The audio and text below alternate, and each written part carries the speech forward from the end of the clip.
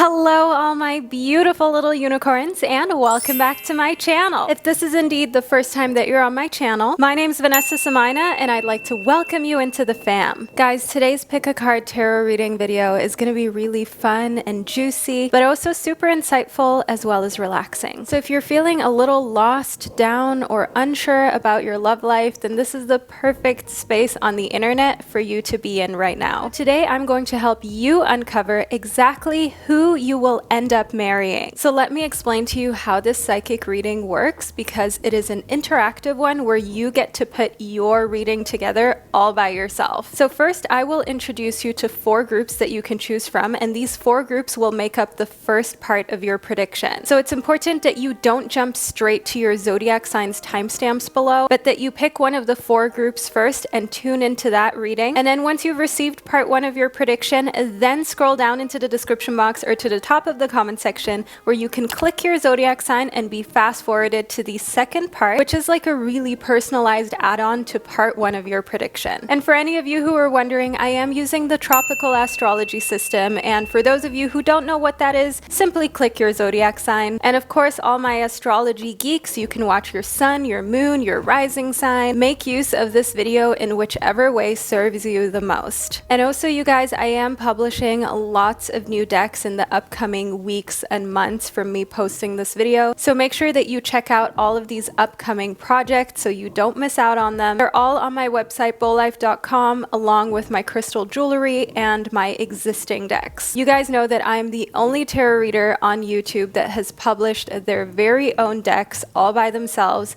and I'm making it my mission to continue doing this. You guys have given me this platform, and it's all thanks to you that I'm able to do what I love every single day. So I want to give back to you guys in the form of creating beautiful decks that are made by up-and-coming artists and illustrators that are made of amazing quality and can allow you to conduct your very own readings. So whenever you need a little extra guidance and support, you can utilize your very own tarot deck and guidebook in order to figure out exactly what's going on. So as mentioned, the links are below in the description box. But now let's get into your readings. I'll be introducing you to the 4 groups that I have prepared for you in just a second. So I would like you to pick one of these 4 groups in order to receive the first part of your prediction, and then we'll move on to each individual zodiac sign. So I'll catch you right after I've introduced you to the 4 groups that I have prepared for you. Group number 1 corresponds to the Wild Muse Oracle deck as well as the Red Jasper Crystal.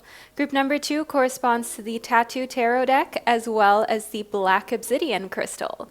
Group number 3 corresponds to the Spirit Animal Oracle deck as well as the Citrine Crystal. And group number 4 corresponds to the Pastel Journey Tarot deck as well as the Rose Quartz Crystal. But the timestamps to all 4 of these groups as well as each sign of the zodiac can be found down below in the description box as well as pinned to the top of the comment section. That way you've got quick and easy access to figure out exactly who you're going to marry. All you need to do is select your group, click your timestamp, and you'll be fast forwarded to the relevant portion of this video. Whether you're watching this from a mobile device or your TV screen at home, you guys know I've got you all covered. By now you've hopefully been able to select one of these 4 groups. I will be starting off your readings with the first group, which corresponds to the Wild Muse Oracle deck as well as the Red Jasper Crystal. So if this is the group that you selected for the first part of your prediction, then please continue watching. And to all of my other beautiful groups, I will catch you at the click of your timestamp. Hello, group number 1, and welcome to your reading. You chose the Wild Muse Oracle deck in connectivity to the Red Jasper Crystal. So if I look down here, by the way, that's where my viewfinder is. I just want to make sure everything is in focus for you.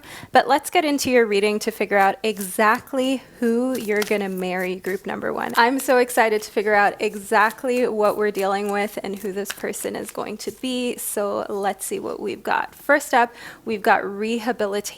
So group number 1 in rehabilitation, I can see that the person who you'll end up marrying is most likely someone who's older than you and more mature than you, someone who makes you feel really protected and taken care of. That's one thing that I see here within rehabilitation. They're also the type of person who is most likely the oldest within their family, okay? So they've always kind of had to take care of the younger ones, of their siblings, and overall, they're the type of person who puts others before for themselves, and they're very, very nurturing. They make you feel super protected and safe. Next up, we've got confessions. So this is someone who has a lot to say and a lot to share. That's one thing that I see here within confessions for your person, group number 1. So they are the type of individual who has been through some stuff. They have seen things within their lifetime. That's one thing that I want you to know here within confessions.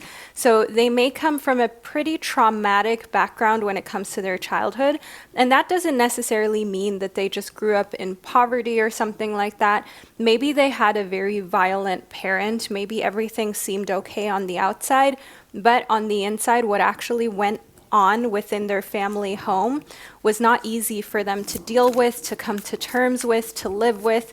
Just day-to-day situations were not easy, and that's what has turned them into someone who is so protective, like we have here within rehabilitation as well as confessions, because they don't want anyone else to go through the same thing that they have been through. So I definitely see that the person who you'll end up marrying is the type of person who wants trauma and pain and suffering to stop and end with them. They don't want to continue this cycle. They don't want to give life to these unhealthy patterns.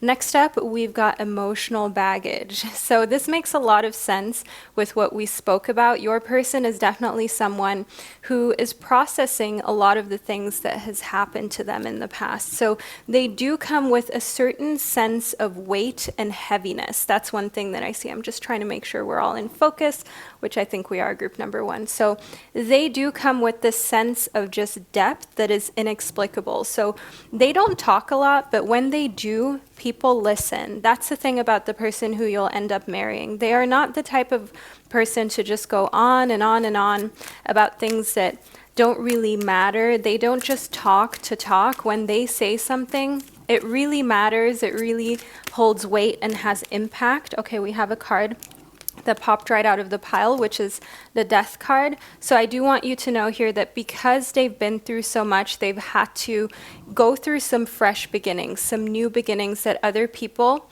maybe would have struggled with. So the Death card is all about learning that endings are merely new beginnings. So I do see that the person who you'll end up marrying has made peace with their past. They have moved on from this, and they have also forgiven the people or the parents who were involved in creating such a tumultuous kind of start to their life, or such a tumultuous situation. They don't feel in any way resentful because they know that they are the person who they are today because of the things that they've been through and that they grew through. I see here we've got the Death card again, so it's very clear that this marriage is going to be a completely fresh beginning for them. So you getting married to this person who has had an upbringing that wasn't the easiest, they're going to feel so grateful to be with you, so happy for this fresh start, and to be with someone who doesn't judge them, to be with someone who just lets them be themselves. And for them, this is a new beginning. They want to just put their past behind. Any ex-girlfriends, ex-boyfriends, just exes in general, they're not allowed to the party. They're also going to be left in the past and left behind, as they want a completely fresh start with you. They don't want anything interfering in their marriage or in their personal life, especially not something that is like a bygone, especially not something that is water under a bridge. That's how they see these past relationships and these things that they've been through at an earlier stage within their life. Ooh, okay, we have some cards that popped out of the pile. Let's see what they are. All right, so we've got the Four of Diamonds as well as the Knight of Swords. So I do see here that the person who you'll end up marrying is someone who is pretty protective over the things that they have worked hard for. So they're protective over their finances, their time, they're protective over their home. I see here in the Knight of Swords that they will tell anyone very directly when they don't like something. So the person who you'll end up marrying is someone who is very honest and outspoken. And because they're protective, honest, and outspoken, I do see that they may be the type of person to work in law or to work with the government, for example. They're the type of person who does a job where they're they're protecting those who cannot protect themselves, and they're protecting resources. So that could be protecting people's assets. They may be a divorce lawyer, for example, or an environmental lawyer, because they're protecting planet Earth and these resources in the grand scheme.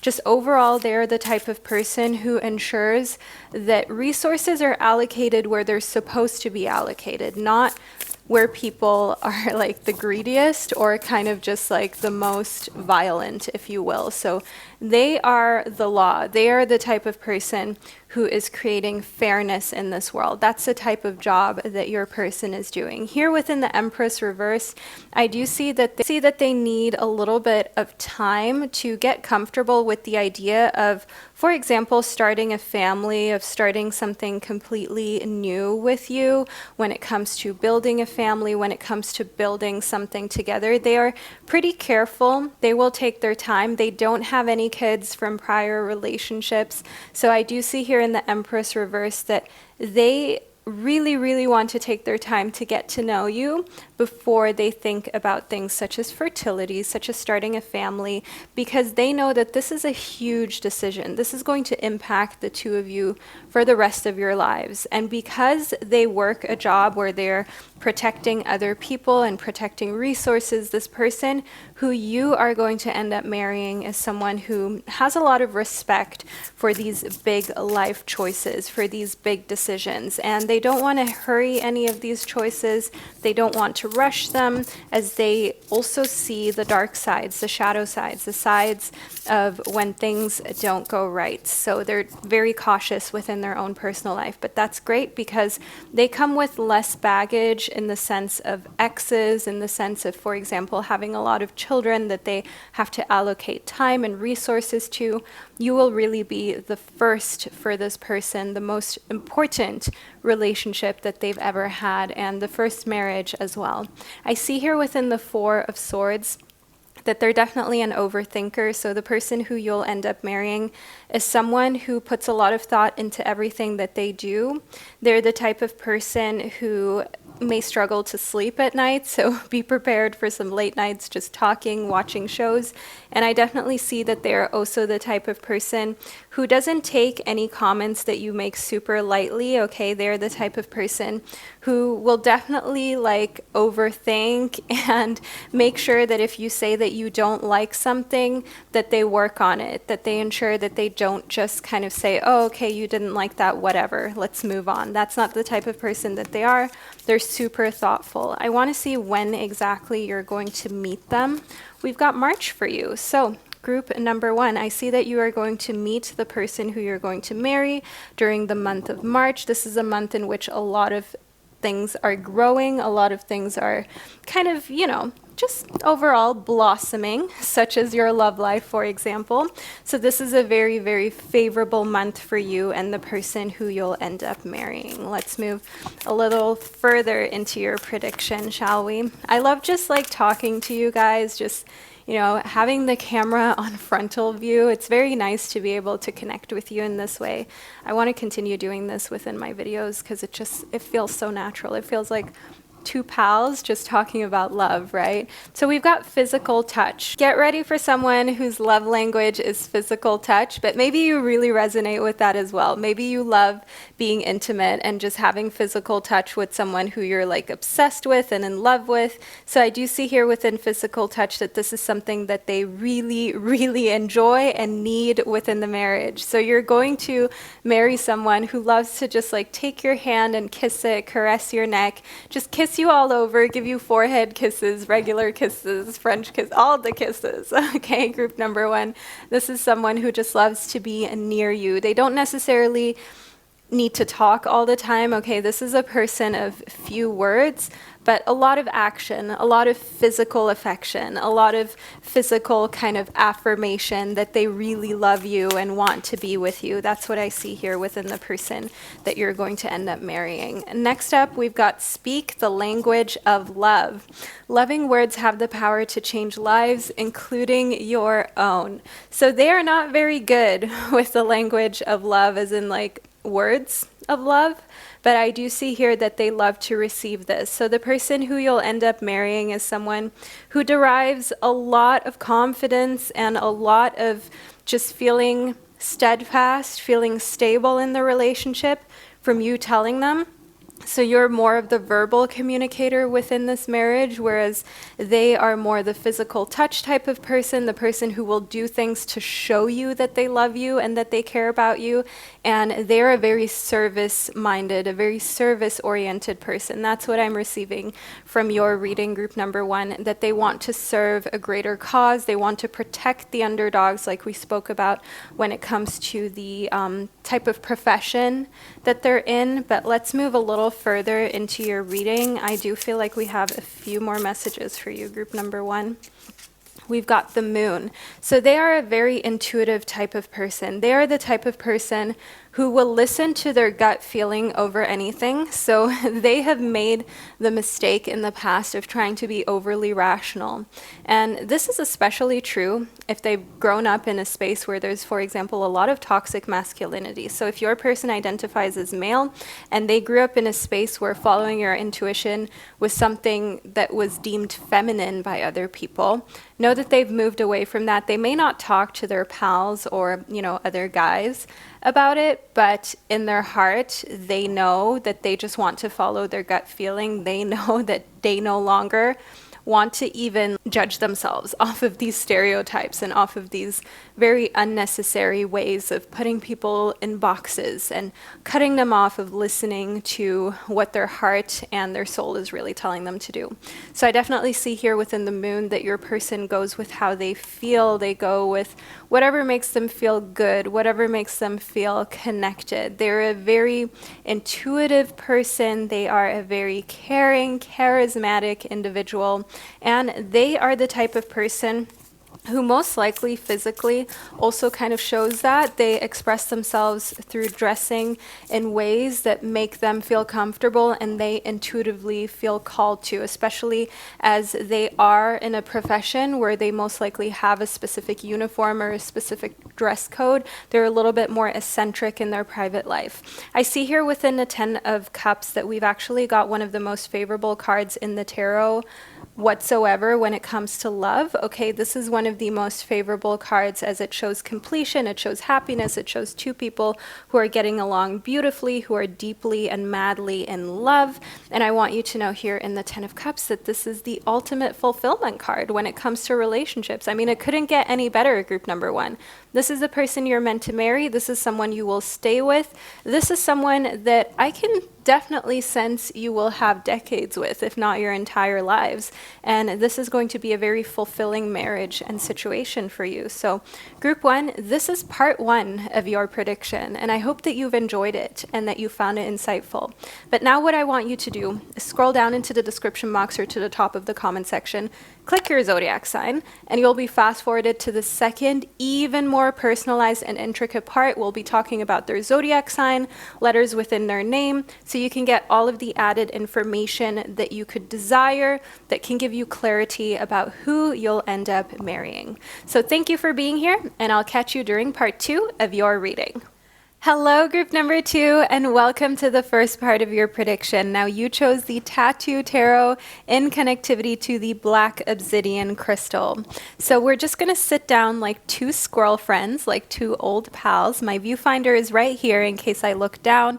You know, I'm just trying to keep everything in focus for you as we move into your prediction to figure out exactly who you'll end up marrying. So we'll start off with the Tattoo Tarot, but as usual, we will of course be adding lots of other tarot and oracle decks into the mix so we can get a prediction that is as accurate as possible for you. So lean back, relax, and enjoy this reading that's just for you, group 2. So first up, we've got the 5 of Wands. I can see that the person who you'll end up marrying is someone who is very competitive.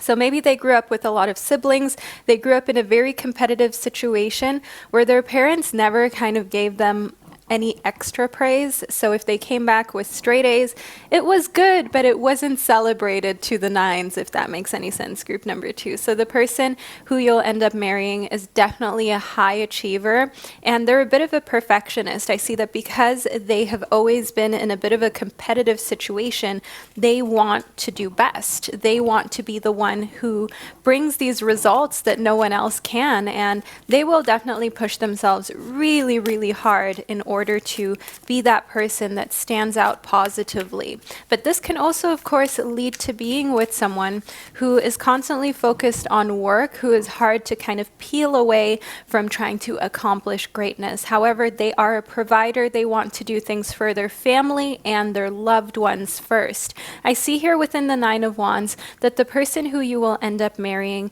is definitely someone who you are going to have to bring breaks to.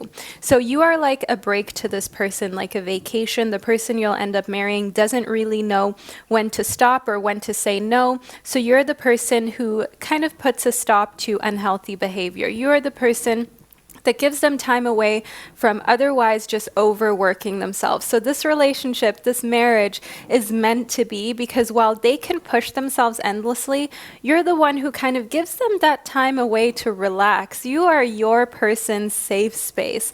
And it's like creating this sanctuary makes your bond even stronger and tighter, because your person knows that whenever they're feeling exhausted, they just think of you and the advice that you give them, group number 2, and that you would, in that situation, tell them to just relax, to just come home and chill with you.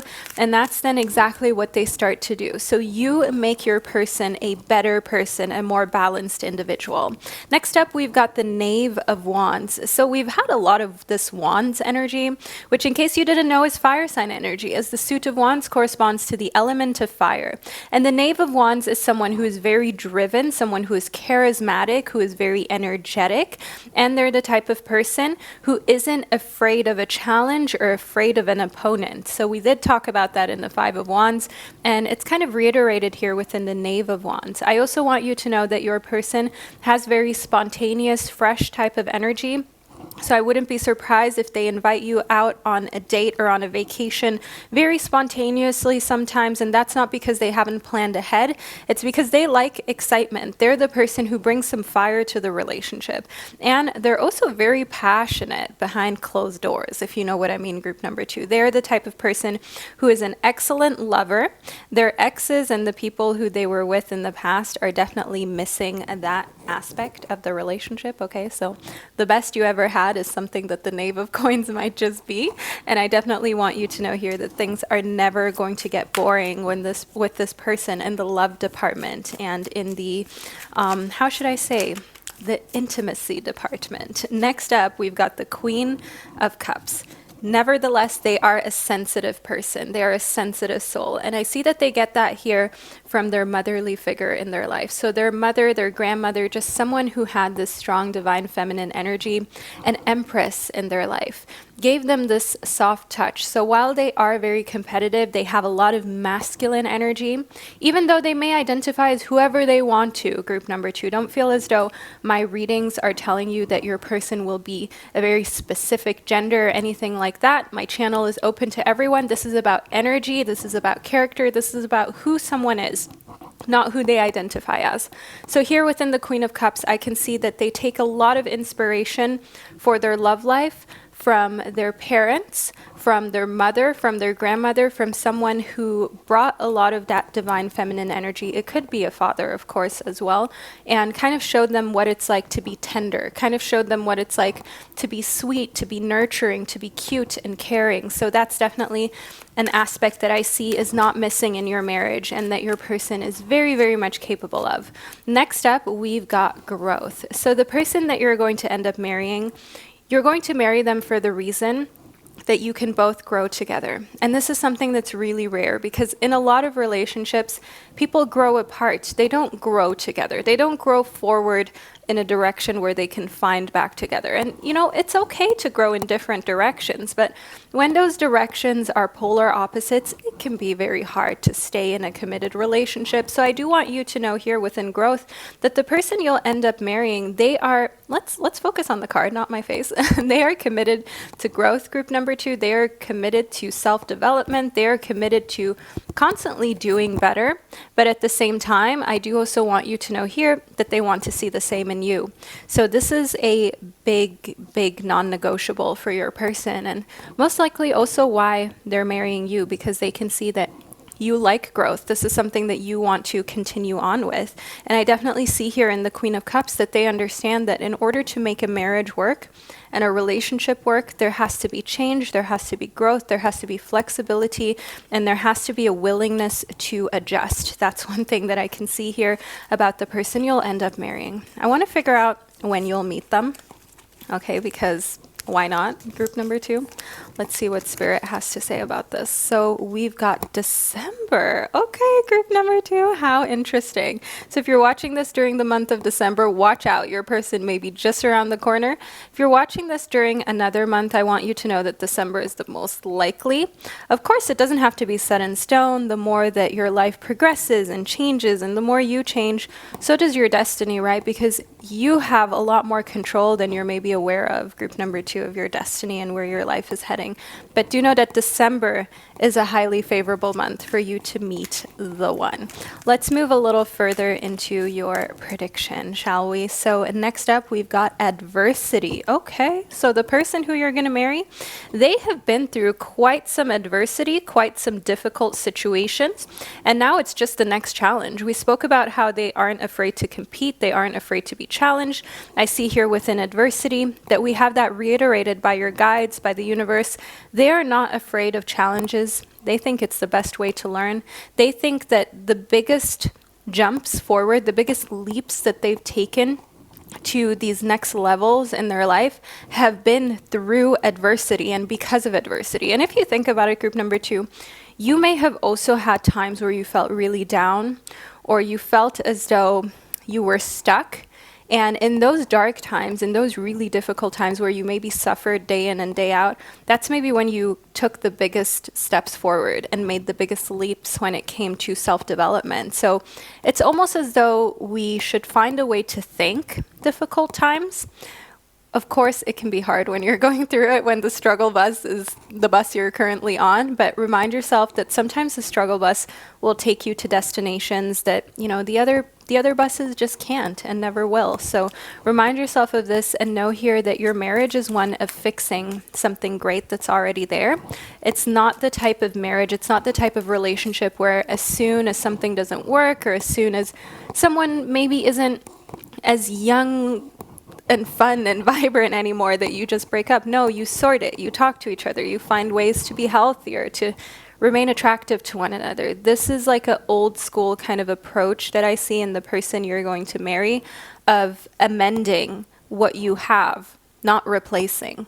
Next up, we've got relationships. Okay, so the person you'll end up marrying, group number 2, is someone who is big on committed relationships. Of course, if not, they wouldn't be getting married to you, right? And furthermore, within this relationship card, I definitely see this reiteration of the fact that they want a relationship to work. They understand that when they have a good thing, there will still be some imbalances from time to time. There will still be moments where you realize, hey, we're 2 different people. We're from 2 different worlds, 2 different backgrounds. We've had 2 different experiences within our lifetimes, but now we're together and we're going to make this thing work. We're going to show people what marriage is all about. That's what I see here. And I don't like this word at all, group number 2. So just know I'm not that kind of person, the power couple. And that's one thing that I'm getting here within your prediction, power couple vibes. And I wish there was a better word for that. If you know a better word for this, group number 2, leave it below in the comment section.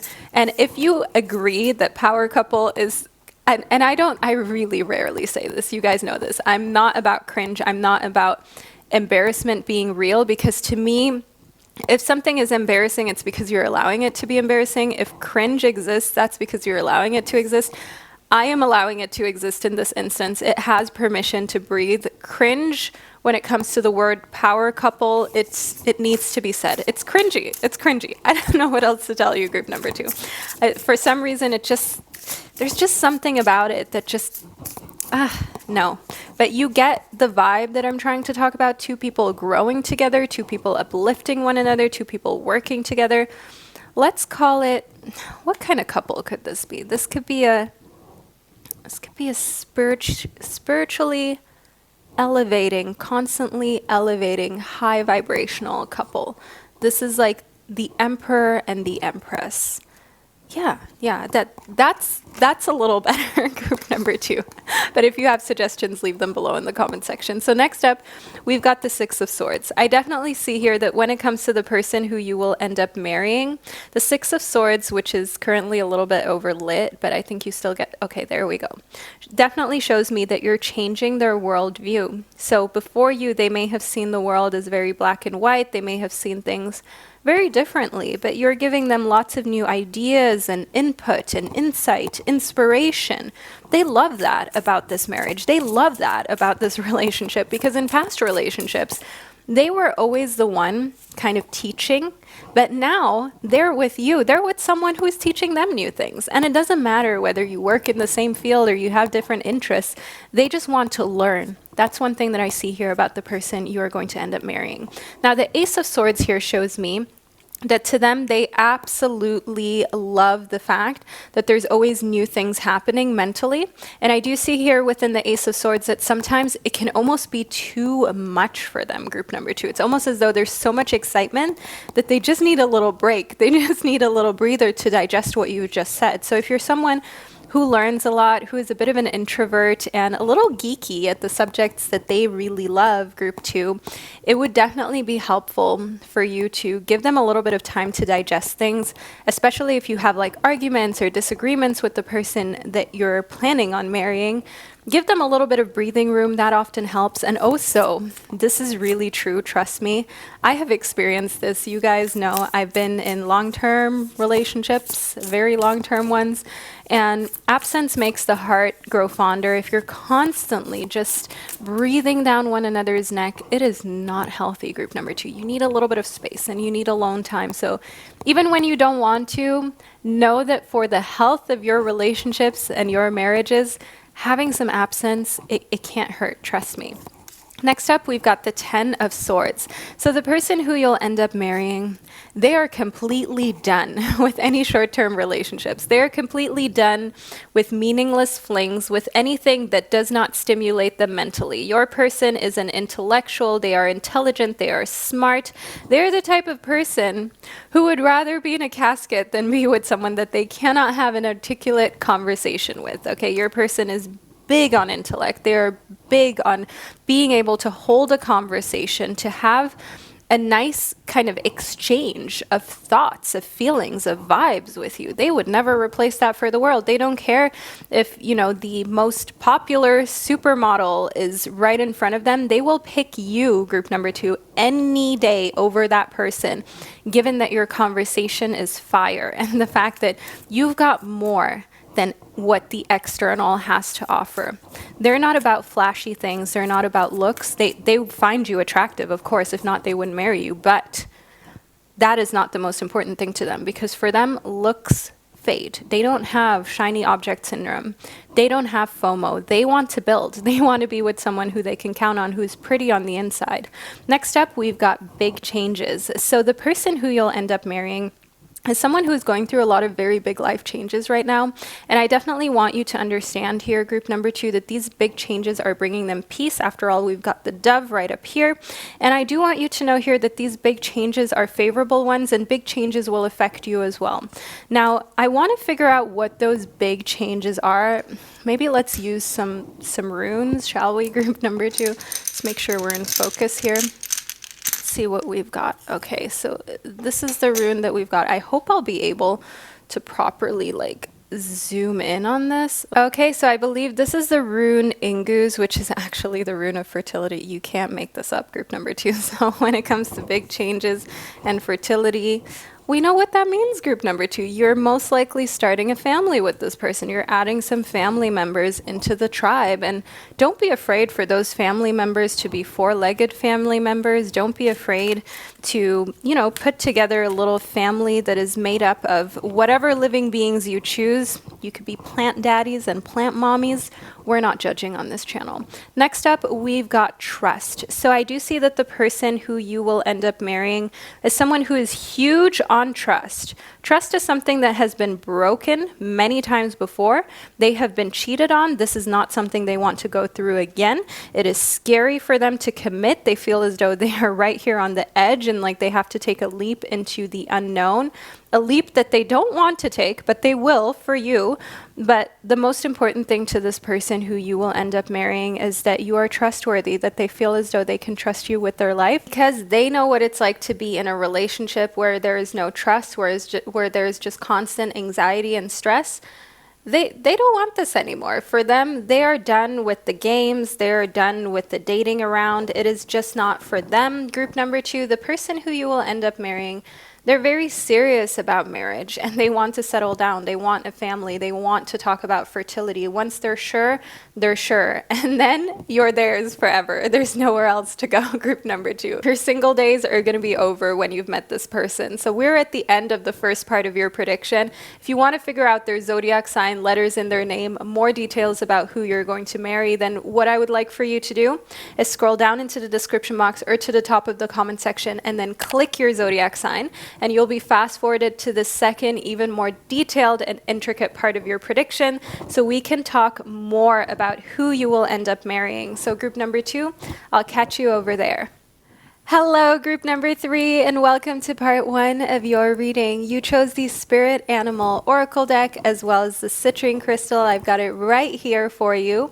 And also, just so you know, we're just sitting down like two pals, like two old squirrel friends. My viewfinder is right here in case I look down. You know why? I want to keep everything nicely in focus for you. But now, let's get into your prediction, shall we, group number 3? So the citrine, in case you didn't know, is a stone of abundance. I'm wearing a lot of citrine myself today. So if this is a stone that you love, you know why you felt drawn to it, group number 3, because you're meant to have more abundance and prosperity and wealth in your life, and that's currently what you're attracting. Let's move into who you're going to end up marrying. So we've got the Wombat Spirit. In the Wombat Spirit, I can immediately see that you're going to marry someone who makes you feel like you found home, okay? The person who you will end up marrying gives you this sense of, I've arrived, I'm home, I have a place where I can feel comfortable, where I'm just always invited and always loved, and they just always make you feel welcome. They always make you feel as though you matter, as though your opinion matters, and like you have someone to confide in, someone who you can trust, and someone who gives you like a stable, steady kind of ground and foundation. So infidelity is not really something that we have when the Wombat Spirit appears within a marriage prediction. Next up, we've got the Deer Spirit. So this feeds further into what the Wombat Spirit was trying to communicate. The Deer Spirit is all about bringing a gentle touch to the marriage. So your person is a very gentle individual. They have a very kind heart.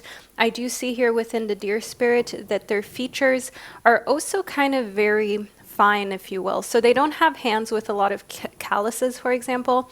They have more computer fingers, as Drake would say, Twitter fingers. They have more of like a fine bone structure where they don't have like a very heavy kind of forehead, if that makes sense. They don't have a very heavy jaw. Everything is kind of goes together nicely and elegantly. So that doesn't mean that they have feminine features. It just means that they don't have anything about their physical features that shows wear and tear. Like if someone is into martial arts, for example, and they got, hit in the face many times, that can kind of show some wear and tear. Or someone does construction work, someone does a lot of physical labor, that can sometimes show if they're exposed to the sun a lot and they're not using sunscreen. Then they may have more wrinkles than someone who worked indoors in the same time frame. So I definitely see that your person does a job in a profession that keeps them away from the elements, and they're overall just someone who is doing a job that is a little bit more on the like computer side, that's a little bit more into technology. Next up, we've got the Canary spirits. So they are someone who is very eccentric. They're someone who sings their own song. They're not afraid to have their very own opinion, and they will always tell you the truth. Group number 3, I see that the person who you'll end up marrying is like the underdog that has risen to success, if you will. The Canary spirit is an indication of someone who isn't afraid to do their own thing. And we spoke about how your person brings a gentle touch, and they don't really work in a field where there's a lot of physical labor, so they have this tech streak to them, and kind of developing something new in tech is one thing that I can see here for the person who you'll end up marrying, group number 3. So don't be surprised if you end up marrying someone who's developing new technologies, apps, just different types of appliances. Appliances are in a kitchen. Applications, you guys, different types of applications that can help humanity and people's lives and make everything easier. Next up, we've got the Starfish spirit. Now, the Starfish spirit shows me that they've had infinite possibilities. So they most likely are a very well-educated individual who had a lot of different options. They could have had a lot of different jobs, and they chose to sing their own song, to do their own thing. So I'm not surprised if your person is a CEO of their own company, if they are the type of person developing their very own application, their very own device that people can use. And for them to become a tech tycoon, that's something that I see as pretty likely here for you, group number 3, and the person who you will end up marrying. There's a lot of possibility as to where your life may go with this person, especially when we talk about the material realm. You did choose the citrine as the stone of your choice, so it makes a lot of sense as to how this person is shaping up here within our reading. Next up, we've got the Rhino spirit. Now, the Rhino spirit shows me that the person you'll end up marrying is someone who is very determined. They can overcome any obstacle and any challenge, and they have, group number 3. They're not afraid to try something new, so even though they come from a fortunate background, that has never stopped them from betting on themselves. That has never stopped them from taking a route that everyone says is more risky, but the rewards are infinitely greater with the route that they're taking. So they have a lot of belief in themselves. They're unafraid, and they don't allow for obstacles to get in the way of their dreams. They don't allow for obstacles to stop them from singing their own song, from doing their own thing, right? Because they understand if you want freedom, financially, physically, mentally, you're going to have to get uncomfortable, and you're going to have to do some things that are out of the ordinary that not everyone is maybe willing to do or risk. I see here within peace that the person who you'll end up marrying is someone who is just a being of love, and they just don't want any negativity around them. They are not a dramatic person. They cannot stand drama. So group number 3, you are not going to be watching any type of like dramatic shows or reality TV with this person. I see here within peace that they just simply want a very calm home life. They want a calm and stable marriage. They would rather have peace than be right. Even if they are an earth sign, such as a Capricorn or a Taurus, we all know those can be a little stubborn, okay? Even if they are one of those signs, I want you to know that they will always choose peace over being right, group number 3. They will rather just be at ease than be in a situation where they're arguing, but they won an argument. Like, that makes no sense to the person you'll end up marrying, group number 3. So be ecstatic, because it's hard to find someone these days that puts peace above all.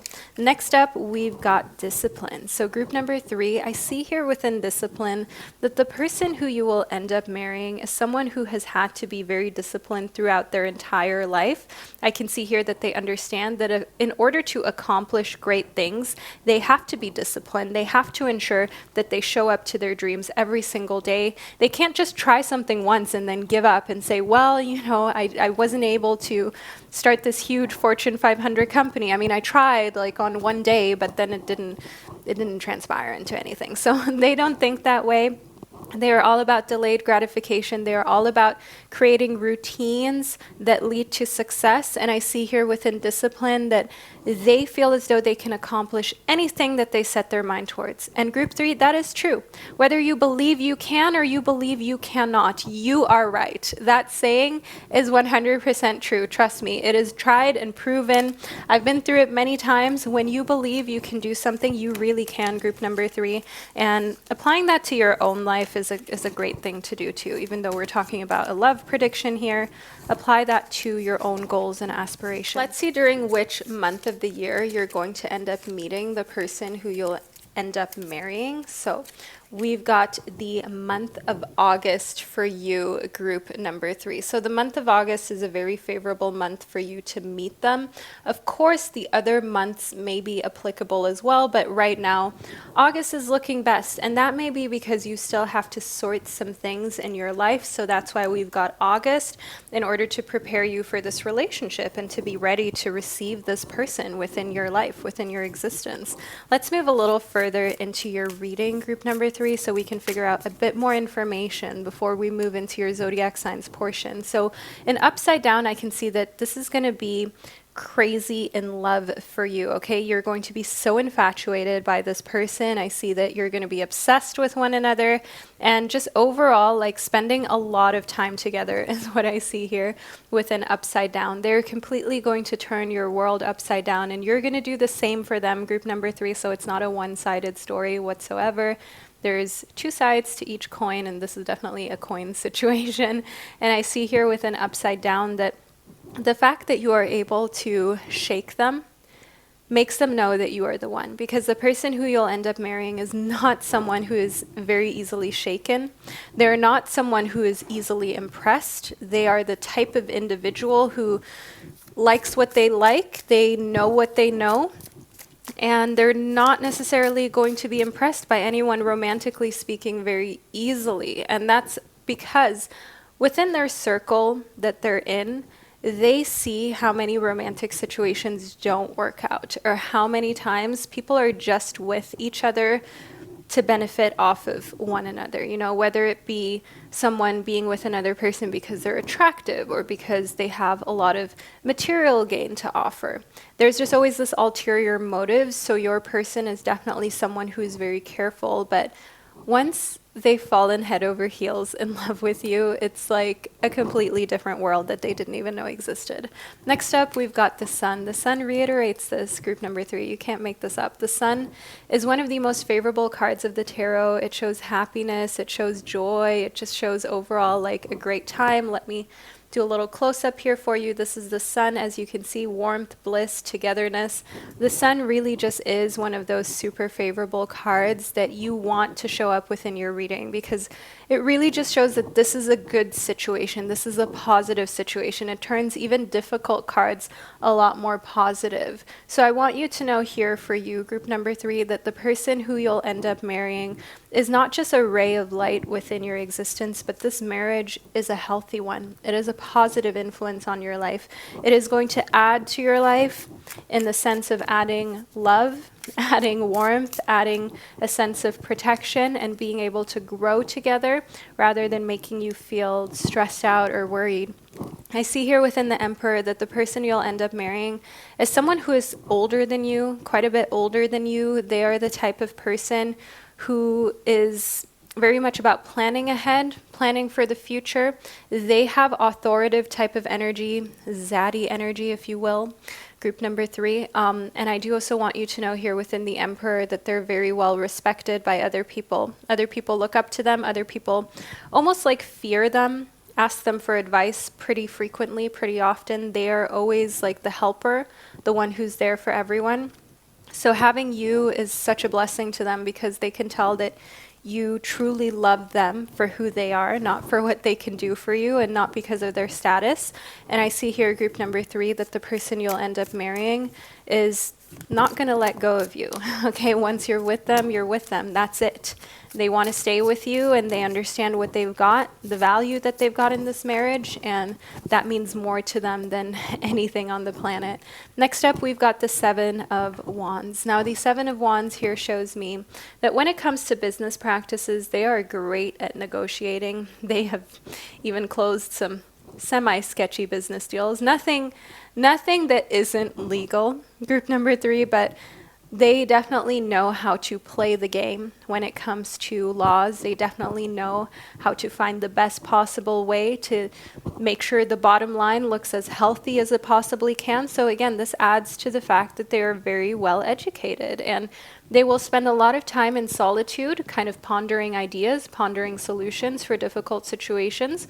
And once they got the solution, they will emerge out of their quiet space, out of their room or their office, and they will present it to the world, and then it's a done deal. So your person works a lot in private, in solitude. The person who you'll end up marrying is someone who needs their space and their alone time so that they can create and come up with things. And then once they've done so, they can come out and kind of present you with what it is that they've created and with the next steps that they're taking within their business and within their own ventures, within their professional life.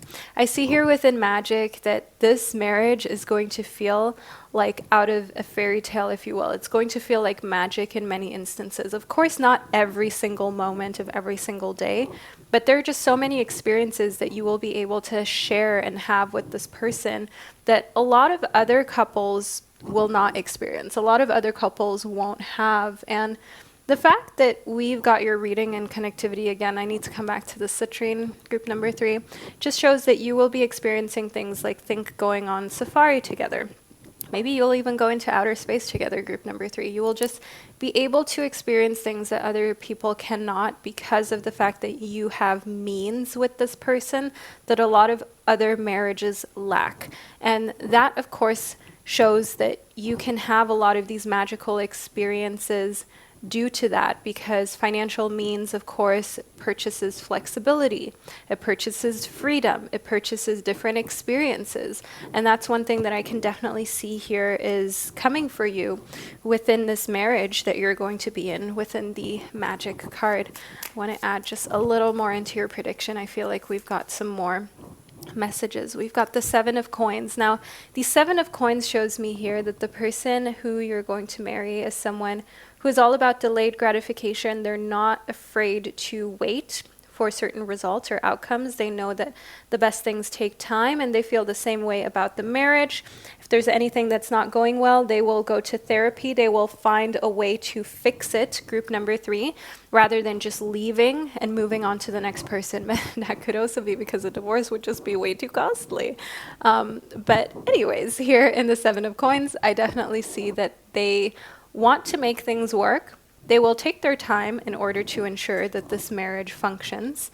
And they're the type of person who is all about making what's already there better than just throwing it out and starting afresh. So group number 3, this is the first part of your prediction that I've received for you. I hope that you found it insightful and that it gave you a lot of information. But now what I'd like you to do is scroll down into the description box or to the top of the comment section, click your zodiac sign, and you'll be fast forwarded to the second, even more personal and intricate part of your pick a card tarot reading about who you're going to end up marrying. So I will catch you all at the click of your timestamp. Hello, group number 4, and welcome to the first part of your prediction about who you are going to end up marrying. So we're just going to take this really slow and chill in this first portion of your pick a card tarot reading. I'm going to be laying the cards and discussing them intuitively with you. I've got them all laid out right in front of me. My viewfinder is down here in case I look over to this side, so you know why. But we're going to sit down like two old pals, like two old squirrel friends. and discuss exactly what's happening within your romantic life when it comes to marriage. So you chose the Pastel Journey Tarot deck as well as the Rose Quartz Crystal. Now, in case you didn't know, the Rose Quartz is a crystal and stone of love and friendship. It is a stone of understanding and mutual respect. And the Pastel Journey Tarot is just a completely fire tarot deck that I created and self-published. So shameless plug, but you guys, I'm so proud of all the tarot decks that I have published and written, because you guys know I never half-ass anything. I always put my full heart and soul into these projects, and it shows. I'm excited to get into your prediction with the Pastel Journey Tarot. Amazing choice, by the way, group 4. So first up, we've got the Six of Cups. I see here within the Six of Cups that the person you'll end up marrying is a very family-oriented person, because in numerology, the number 6 is the number of family. It is the number of togetherness, of also just being victorious, feeling happy when it comes to your emotional life, when it comes to your private life. And the Six of Cups definitely shows a lot of harmony when it comes to that in the marriage that you're supposed to end up in, group number 4. And next up, we've got the Princess of Pentacles. I see here that with the person you'll end up marrying, you're going to be building from the ground up. So you're going to be purchasing your first home together. You're going to be starting a family together. They don't have any prior responsibilities or children. The Princess of Pentacles shows me that you're figuring it all out with one another. I don't know why it's so overlit when I try to zoom in for you, but either way, here in the Princess of Pentacles, do know that the person who you're going to marry is someone who is experiencing all of these firsts with you. And this is something that was important to them. As I see here within the Six of Cups, that they most likely come from a background that is pretty idyllic, where they come from a family structure where they had a mother and a father to look up to that are maybe even still together to this day. And they like that whole structure of building together, of having all of these firsts with one another. Rather than being with someone who's maybe already experienced some of these things. They don't judge that, but for their own marriage, they want to experience the firsts with you. Next up, within the Eight of Cups, I can see that they were in a very serious, committed relationship prior to them marrying you that they walked away from. So they split up with their ex, which also shows why they are not going back, right? Because they made the decision to leave. They made the decision to abort mission, to not be in that situation anymore, group number 4.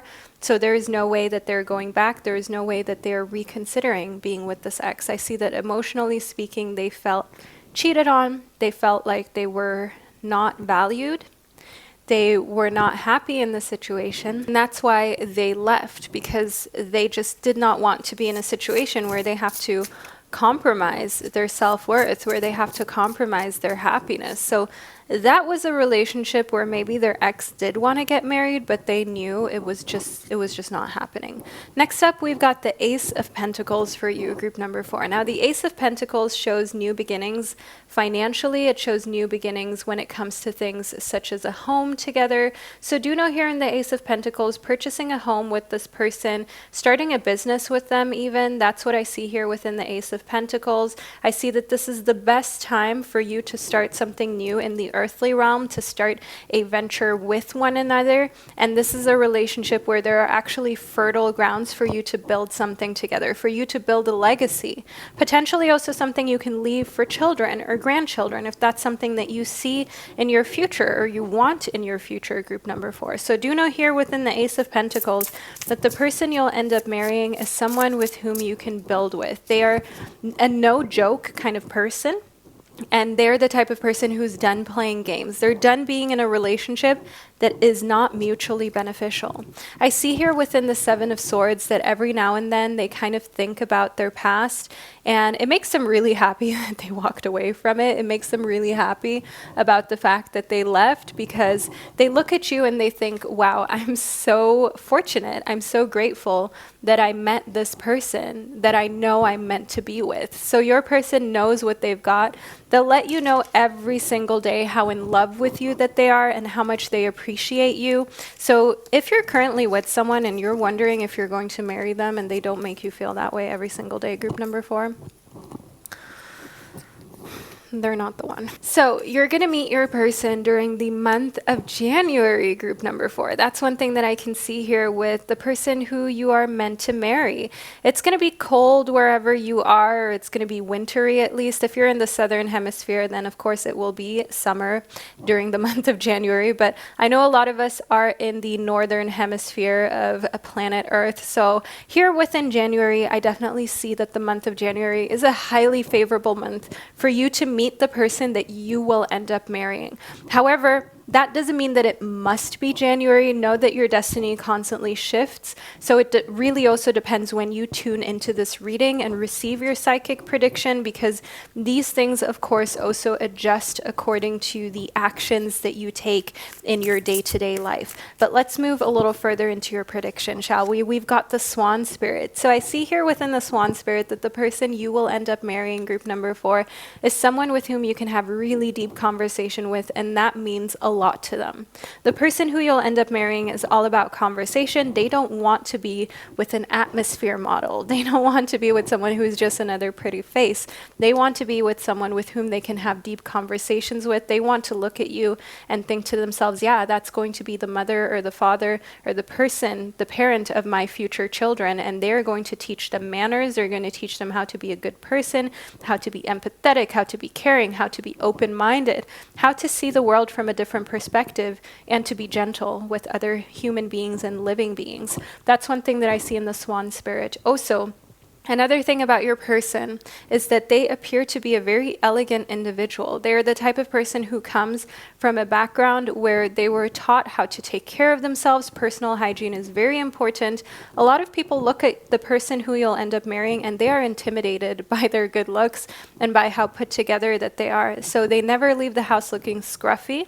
They never leave the house looking anything but divine and elegant, and they can always like dress for the occasion. Okay, so if it's like a sporty thing, they will look chic in sporty clothes. If you're going out for dinner, they're not going to go out in sweats or something like that, group number 4. No, they're going to show out and make sure that they look good next to you. They're going to make sure that you look at them and you think to yourself, how did I get such a handsome guy? How did I get such a good-looking woman? You know what I mean? They want you to be reminded of the fact that they're going to stay hot. They're going to stay good-looking.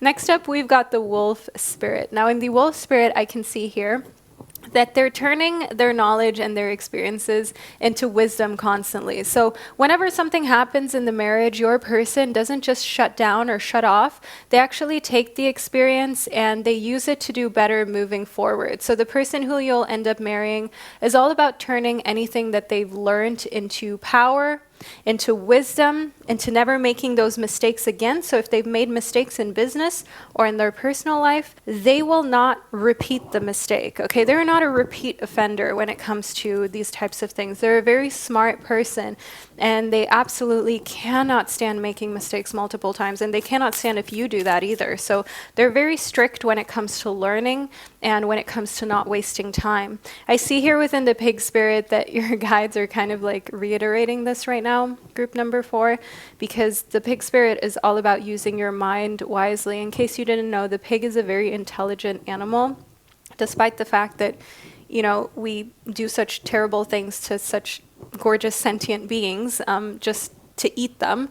But do know here within pigs that they are more intelligent than dogs. They have a lot of emotional intelligence, and I want you to know here within the Pig Spirit that this shows the person who you're going to end up marrying is someone who doesn't just look good. They don't just have a great resume. They are very intelligent on every level, okay? Emotionally speaking, they're intelligent when it comes to being book smart. They're the type of person who can hold a conversation with anyone, and they want the people around them to be smart as well. They don't like to be around people who don't like to learn. That's a big no-no, a big turn-off for them. Next up, we've got acceptance. So here within acceptance, I want you to know that the person you'll end up marrying, they most likely grew up in a home where maybe they had a sibling or someone close to them who maybe had a physical or mental disability, someone who struggled in life for whatever reason, right? And they learned very early on that acceptance is just a mindset that goes without say. Maybe they also had a parent or a grandparent who had a really hard time when it comes to their health. And I want you to know that they're a very understanding person. People may see them and think on the outside, oh, this person must be conceited. This person must be so judgmental because everything in their life is amazing, right? So that is very false. They have seen things. They have been very close to people who just needed a little bit more acceptance, and the world denied them of it. And I see that the person who you'll end up marrying, they're very sensitive to this.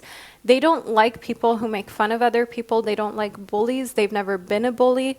And that is not behavior that they will ever accept. So the person who you will end up marrying is definitely big on social justice. They're definitely very big on protecting people who cannot protect themselves, protecting the underdogs. Oh, I have a card that popped right out for you. We've got the Six of Cups. Family is very, very important to them, group number 4. And also religion or spirituality. To them, it's important to have a rich inner life, a rich spiritual life. So they will talk to you about things such as religion, spirituality, chakras, energy healing, all of these types of things. Because the person who you'll end up marrying, to them, they understand that when you have a rich spiritual life, you have this depth that you can't really compare to other things. You can't really compare it to having a lot of knowledge, say, about art or about music. It's just a different dimension. And this is a dimension in which they like to connect with you. I see the person that you will end up marrying is definitely someone who feels as though spirituality also bonds a family or glues a family together even more. And I see here that the person who you will end up marrying is someone who finds it very important that you can have those types of conversations. Even if you don't have the exact same idea of faith and spirituality and what it means and what belief system to follow, they are very accepting, they're very open-minded, they're all about learning and all about also giving you your space to live your spirituality and your beliefs, group number 4. Next up in the 5 of Coins, I can see here that the person who you'll marry is someone who sets up for any difficult situation financially. Okay, so they're all about diversification because they have been through rough times financially. They have been through times where they worked their butt off and they kind of lost everything and had to start from the ground up again because they didn't diversify and they didn't make sure that they had kind of like all areas of their life figured out and covered in a way that made them financially unshakable. So the 5 of Coins definitely shows me that they have learned their lesson the hard way and they want to avoid that ever happening again, group number 4. So when it comes to finances, group 4, your person does not play whatsoever. They make sure everything's covered. The 3 of Swords shows me here that while they have not been married in the past before, as mentioned earlier, they have been in a relationship that was just not really how it was supposed to be. The 3 of Swords shows me that they have some trauma from infidelity. They have some trauma from another person mistreating them, from another person cheating on them, right? Bringing someone else into really should not have been there. I mean, there should never be anyone in a marriage that isn't one of those two people unless you both agree, right? There should never be an extra person without consent. So that's where I see in the 3 of Swords. They've been through some relationship trauma and heartache. Now, the 5 of Wands shows me here that has actually made them so picky.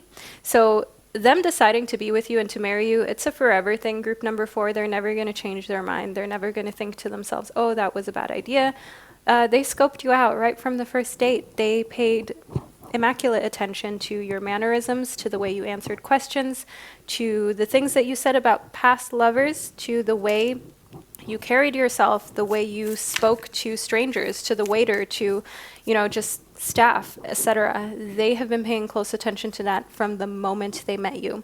And I see here within the Queen of Cups that to you, you are their queen, okay? So whether you identify as male or as female, I just want you to know that they see you as like the motherly figure in the relationship. They see you as the nurturer. They see you as the safe place that they can come to. They see you as the person who brings the home in order and brings sensitivity, flexibility, love, understanding, care. You bring that kind of very matriarch type of energy to the marriage. And this is something that they love. This is something they've been looking for.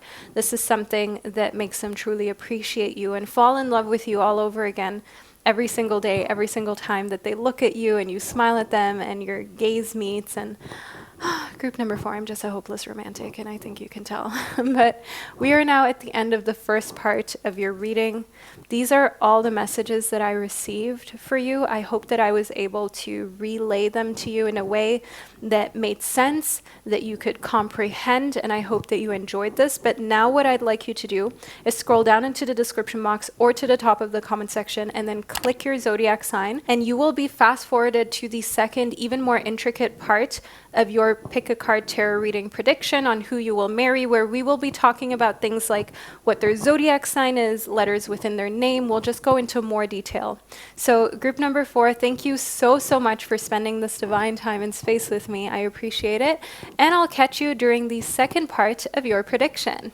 Hello, all of my beautiful Aries babies, and welcome to the second, even more personal part of your reading about who you'll end up marrying. So I want to get straight into all things Aries for you. So just lean back, relax, and enjoy.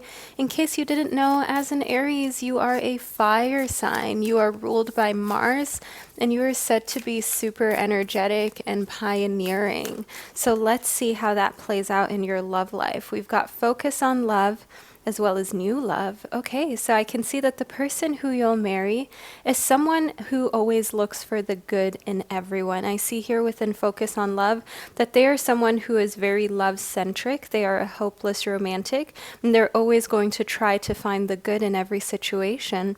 And I can see here within new love that this is someone who isn't in your life just yet, my gorgeous Aries baby. This is a new love, and I see that you're being called to embrace this opportunity for love in your work prospects or for spiritual growth as well. And I can see that you're being called to embrace this opportunity for love and to not let it pass you by. So the person that you're going to end up marrying is most definitely someone who you're going to meet coincidentally, and you're going to immediately realize that whenever they talk about you or other people, all they do is focus on the good. All they do is focus on love and the positives. Ooh, okay, we've got Aries. So this is most definitely a very strong confirmation that this reading is for you and that you are definitely 100% in the right spot. But what you may have also not expected is the fact that another Aries could be the perfect match for you and maybe the person you end up marrying. I do see here with an Aries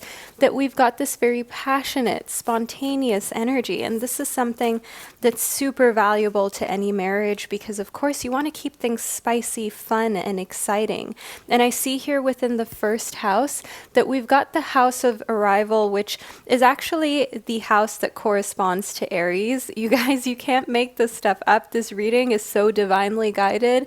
Your first house is the house that's ruled by Mars, right? It's the house of Aries. It's the house of being, of strength, of initiation, and it is the house of amazing personality. I do want you to know here that having the first house and Aries show up within your reading is not only confirmation that this is the perfect reading for you, but that you may also not have expected the fact that you will meet another Aries with whom you're highly, highly compatible with.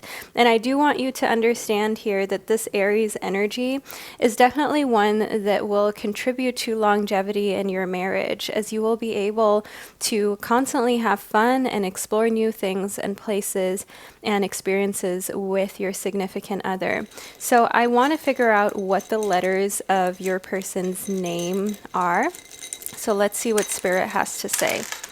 Okay, so Spirit has given us quite a few letters. We've got A, we've got L, we've got P, as well as K.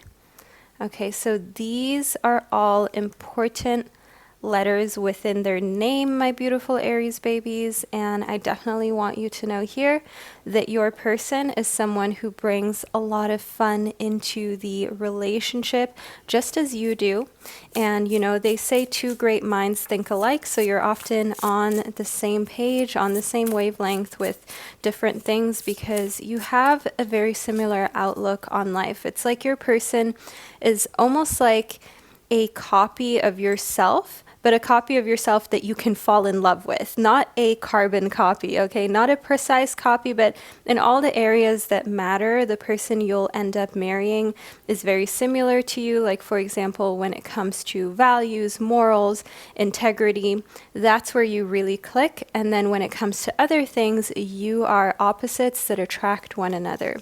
I see here within the Four of Cups that who you'll marry is someone who has been through a lot of heartbreak. They have been through difficult situations, honestly, within love, and they're very excited to meet you. They're very excited for new love and an opportunity to fully embrace a lover in a way where there's reciprocity. This is a big thing for them. They are a giver. They're the type of person who constantly puts themselves out there, who constantly also shows who they are deep within. And often this hasn't been reciprocated, or they've put their best foot forward, and whoever they were seeing kind of only put forth minimal effort. That's what I see here in the Four of Cups. And the Ten of Swords shows me that they had actually kind of given up on romantic love. That's what I see for the person you'll marry. So they were done. They kind of thought to themselves, well, if they die alone or just with their cats or their dogs, that's fine, because they tried. And they would rather be by themselves than settle for someone who doesn't value them and who doesn't see how amazing that they can truly be and what a relationship with them can really be like. So I do see that your person is willing to walk away, and they're not someone who's with you just because of convenience or anything like that. Now, the Knight of Pentacles shows me that they've got a side to them that is very grounded and rooted and very interested in finances. So this is someone who doesn't mind doing taxes, opening letters, just dealing with legal stuff. That's what I see here in the Knight of Pentacles. They find it quite interesting. So if this is something that you absolutely despise doing, my beautiful Aries baby, know that you will be married to someone who can take over those tasks that you don't like. So you no longer have to be confronted with all of these things that really don't serve your soul, especially if you're an artist or a creative. The Two of Cups is one of the most favorable cards of the tarot, in case you didn't know this. And the Two of Cups is a card of endless love, romantic love in particular, respect, and just overall two peas in a pod, okay? Two people getting on fabulously well, not only behind closed doors, but also being like best friends, being like these, how should I say, these two souls that came together, not knowing each other from such different backgrounds, but still just getting along so beautifully. That's what I see here within the Two of Cups. Now, the 10-90 ratio shows me that the person who you'll marry is someone who lives by the 10-90 ratio. To them, life is 10% of what happens to you and 90% of how you react to it. And they live by that. They're kind of, in a way, a little bit of a stoic. That's where you differ. They are very non-reactive, okay? They're the type of person where if something happens, they will take time to retreat, to think, to gather themselves, to take some deep breaths before they react or do anything about the matter. I see here within every step counts that rather than looking at the entire staircase, they understand that every single step forward counts, whether it's in business, in a marriage, whether it's in their personal life. They try to kind of stay away from feeling overwhelmed. And if you've ever had a lot on your plate and you kind of have looked at the entire project or the entirety of the tasks that lay before you, you may have thought to yourself, how am I ever going to conquer this? How am I ever going to get to the top of the staircase? And that's where this person always reminds you, hey, it's just one foot after the other. Don't look at the whole staircase. Just try to take one step at a time. And every step counts corresponds to the master number 22.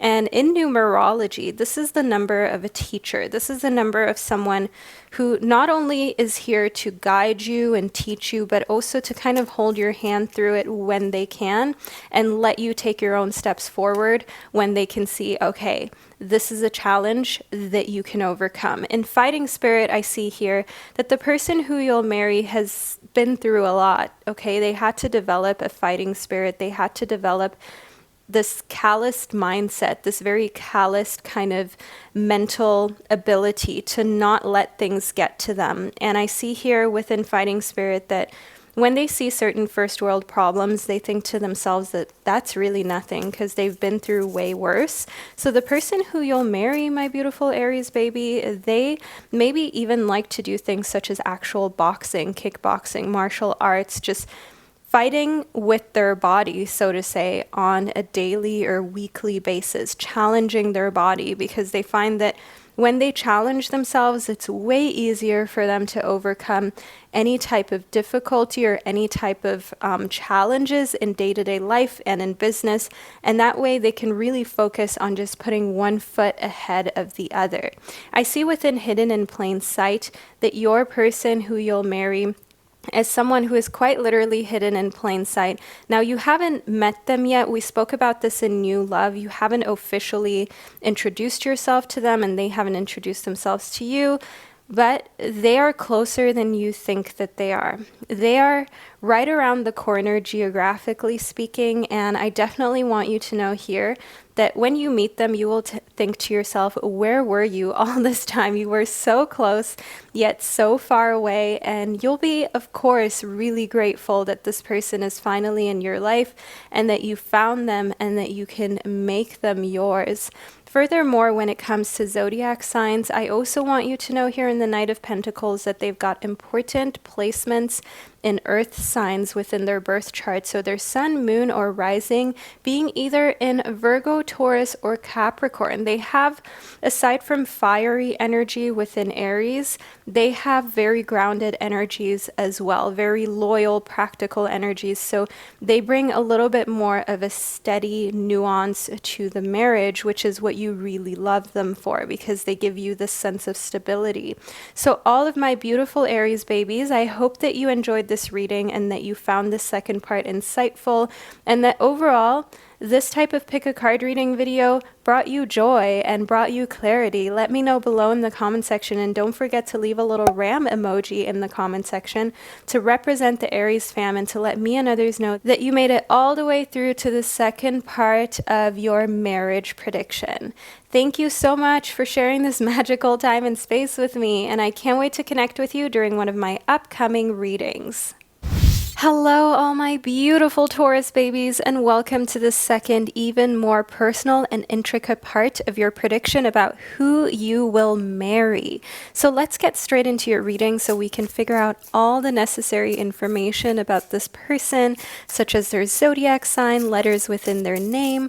I'm so excited to figure out exactly what your marriage is going to look like. So let's see. We've got the Hermit as well as the Magician. So all of my gorgeous Taurus babies, take a big inhale and exhale it out, because you know what? Your person is going to be just as introverted as you can be, while still being someone who is innovative and fun and can be a leader when necessary.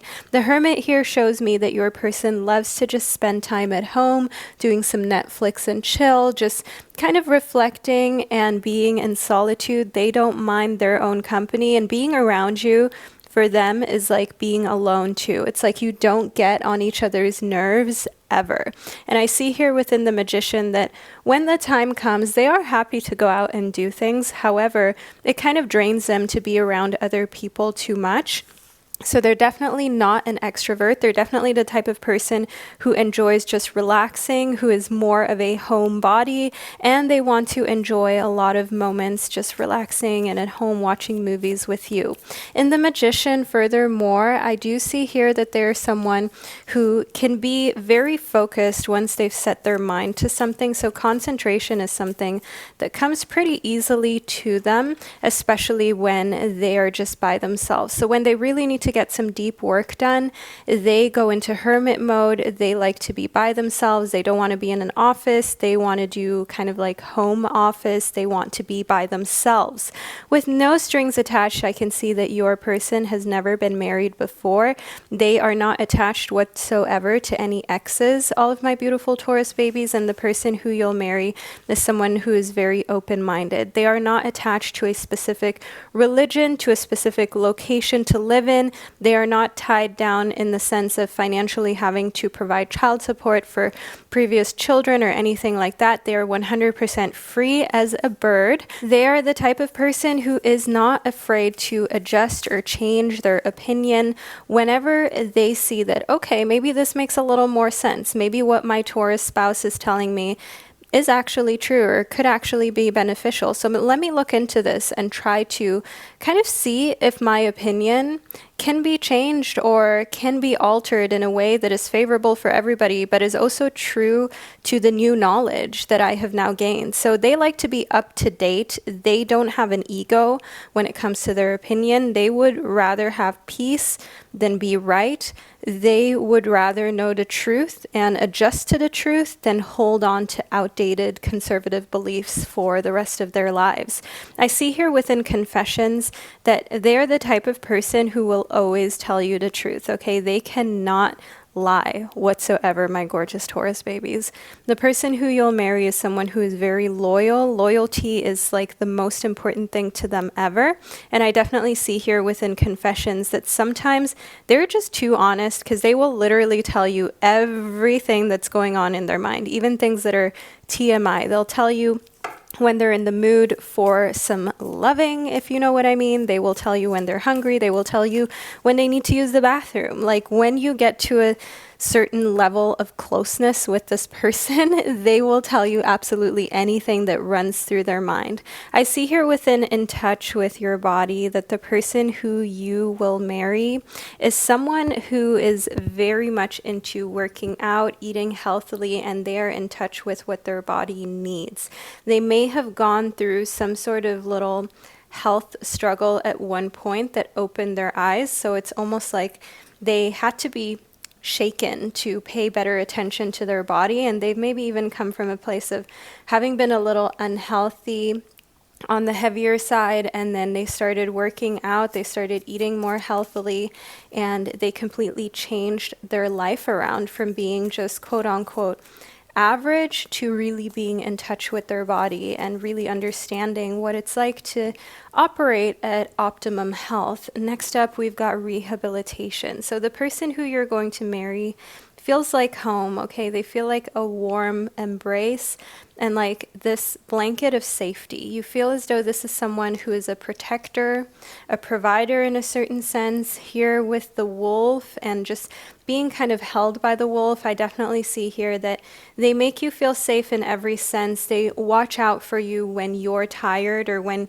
you're kind of just over life. And I can see that they're the type of person who is very focused on the relationship once they're in one. So when your person is married, the only human being that exists is you, my beautiful Taurus baby. This is the only person who they're going to hang out with, that they're going to talk to, because as mentioned within the Hermit, they are more of an introvert. They don't like to be around a lot of people. They don't like to go out. They don't like crazy parties or anything like that. I see here within prosperity that the person that you're going to marry is someone who has a good income, okay? I can see here that they're good at managing their finances. They come from a background of prosperity, and they often get some sort of prosperity sent into their life, which means into your life too, because you'll be married to them, right? So think to yourself, dividends, for example, having an increase in income because they've invested in the right companies and stocks, just overall prosperity being a part of your marriage to this person is obviously like something that's nice. Next up, we've got rebirth. So for my gorgeous Taurus babies, I can see here that who you'll end up marrying is someone who gives life to your dreams. This is someone who helps you create a new reality for yourself.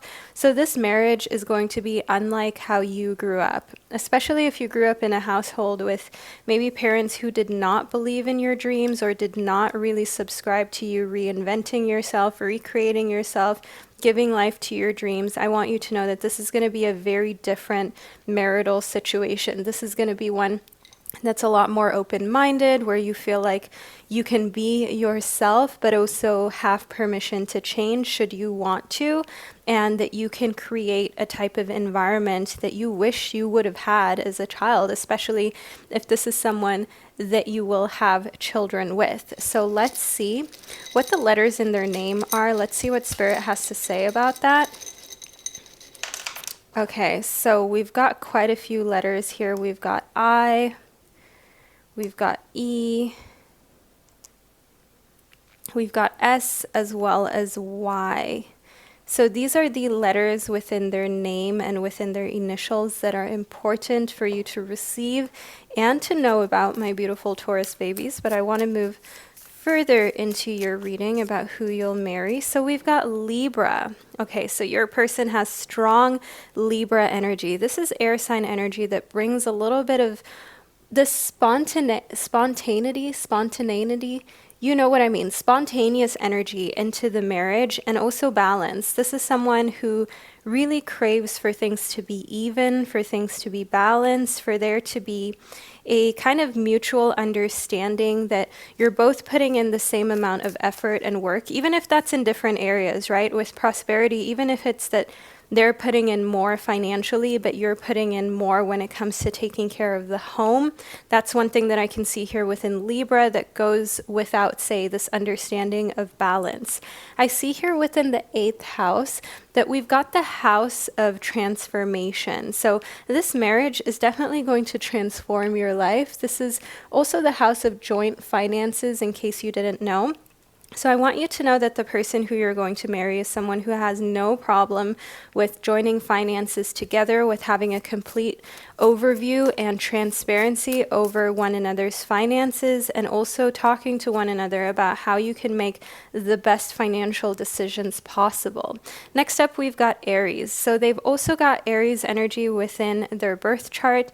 Their sun, moon, or rising has Aries as well as Libra in it. And Aries energy is fire sign energy. This is passionate energy. This is energy of someone who likes to act, who likes to make things happen. And this is a great addition to your very stable energy, my beautiful Taurus, because your energy is definitely one of more groundedness and reliability, which is great, but that can also keep you complacent at times where it would make sense for you to take action and act and to put a little bit more enthusiasm into things. So that is what I can see that your person brings into the marriage. And we've also got Virgo. So we know what your person's big three are. We've got Virgo, Aries, and Libra energy in their sun, moon, and rising. So Virgo is a very analytical as well as detail-oriented sign. This is a sign that is very service-minded, okay? They always want to do things for other people. So the person who you'll end up marrying is someone who just wants to please you. They want to see you happy. They want to grow with you. And they are a very selfless person as well. They're very meticulous about doing things perfectly, especially when it comes to you and the marriage. So don't be surprised when you come home and they're surprising you with an amazing home-cooked meal, a beautiful, thoughtful gift on your birthday or just because, or planning a trip, a vacation, a getaway down to the most minute little detail that you would have never thought of, just to make it extra special, perfect, and beautiful. So this is the person that I can see that you will marry, my beautiful Taurus baby. And I really hope that you enjoyed this reading and that you found it insightful. Make sure that you leave a little unicorn emoji below in the comment section to let me and others know that you were here, that you represent the Taurus fam, and that you received your reading all the way through to the end. I'd like to thank you for sharing this magical time and space with me, and I can't wait to connect with you during one of my upcoming Pick a Card tarot readings. Hello, all my beautiful Gemini babies, and welcome to the second part of your highly personalized prediction about who you are going to marry. So I want to get straight into speaking all things Gemini with you so we can figure out exactly what type of person you're going to end up with. So we've got service as well as fear.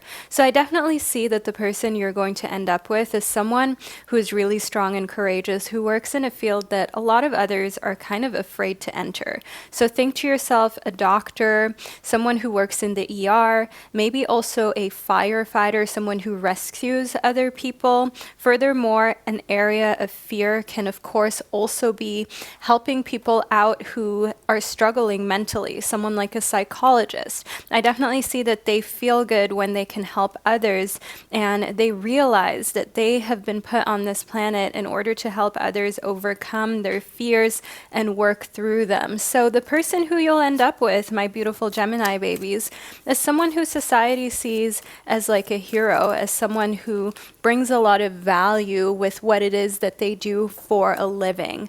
Next up, we've got multiple streams. So I see that because they love to help others and they love to be of service, the person who you'll marry always has something going on, and they have multiple different things that they're doing at a time. So think to yourself, for example, being a firefighter just on the side, at least, going into trainings whenever they have like a free Sunday, and then maybe their main job is being a doctor, because they want to create multiple avenues where they're of help and of value to society as a whole and to other people. So the person who you'll marry is a highly philanthropic person. I see that you're very proud of them, but at the same time, that also takes some time away from the marriage in itself, which can sometimes be a little bit agitating or a little bit challenging, but at the end of the day, you really understand. And you having decades with this person just means that them having a lot of different outlets keeps everything interesting.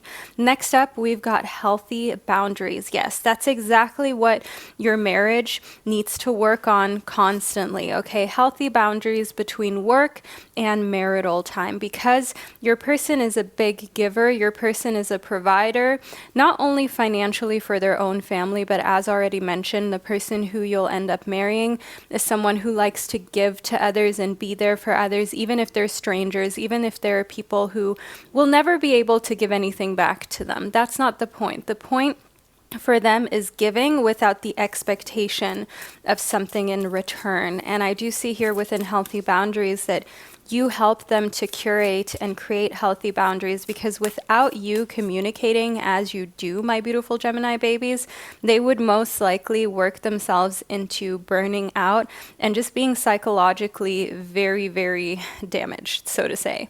Next up, we've got the day you plant the seed. So remind yourself here that the person who you'll marry is someone who sees the future. They're not someone who just wants short-term gratification. They're all about that delayed gratification. They're all about creating a future that our children and our descendants can live in and talk about you and the person who you'll marry in a very kind of proud manner and say, hey, my great-grandfather or my great-grandmother, they helped to save people. They helped to save the planet. They created orphanages. They helped children who were in need, people who were in need. I definitely see here that the person who you'll marry is someone who is focused on what they can provide, how they can be of service, and they are all about the long-term ramifications and goals. I see within your tribe and your vibe that the person who you will marry as someone who is very popular, who has a big circle of acquaintances. So these are not necessarily people that they call friends. I see that here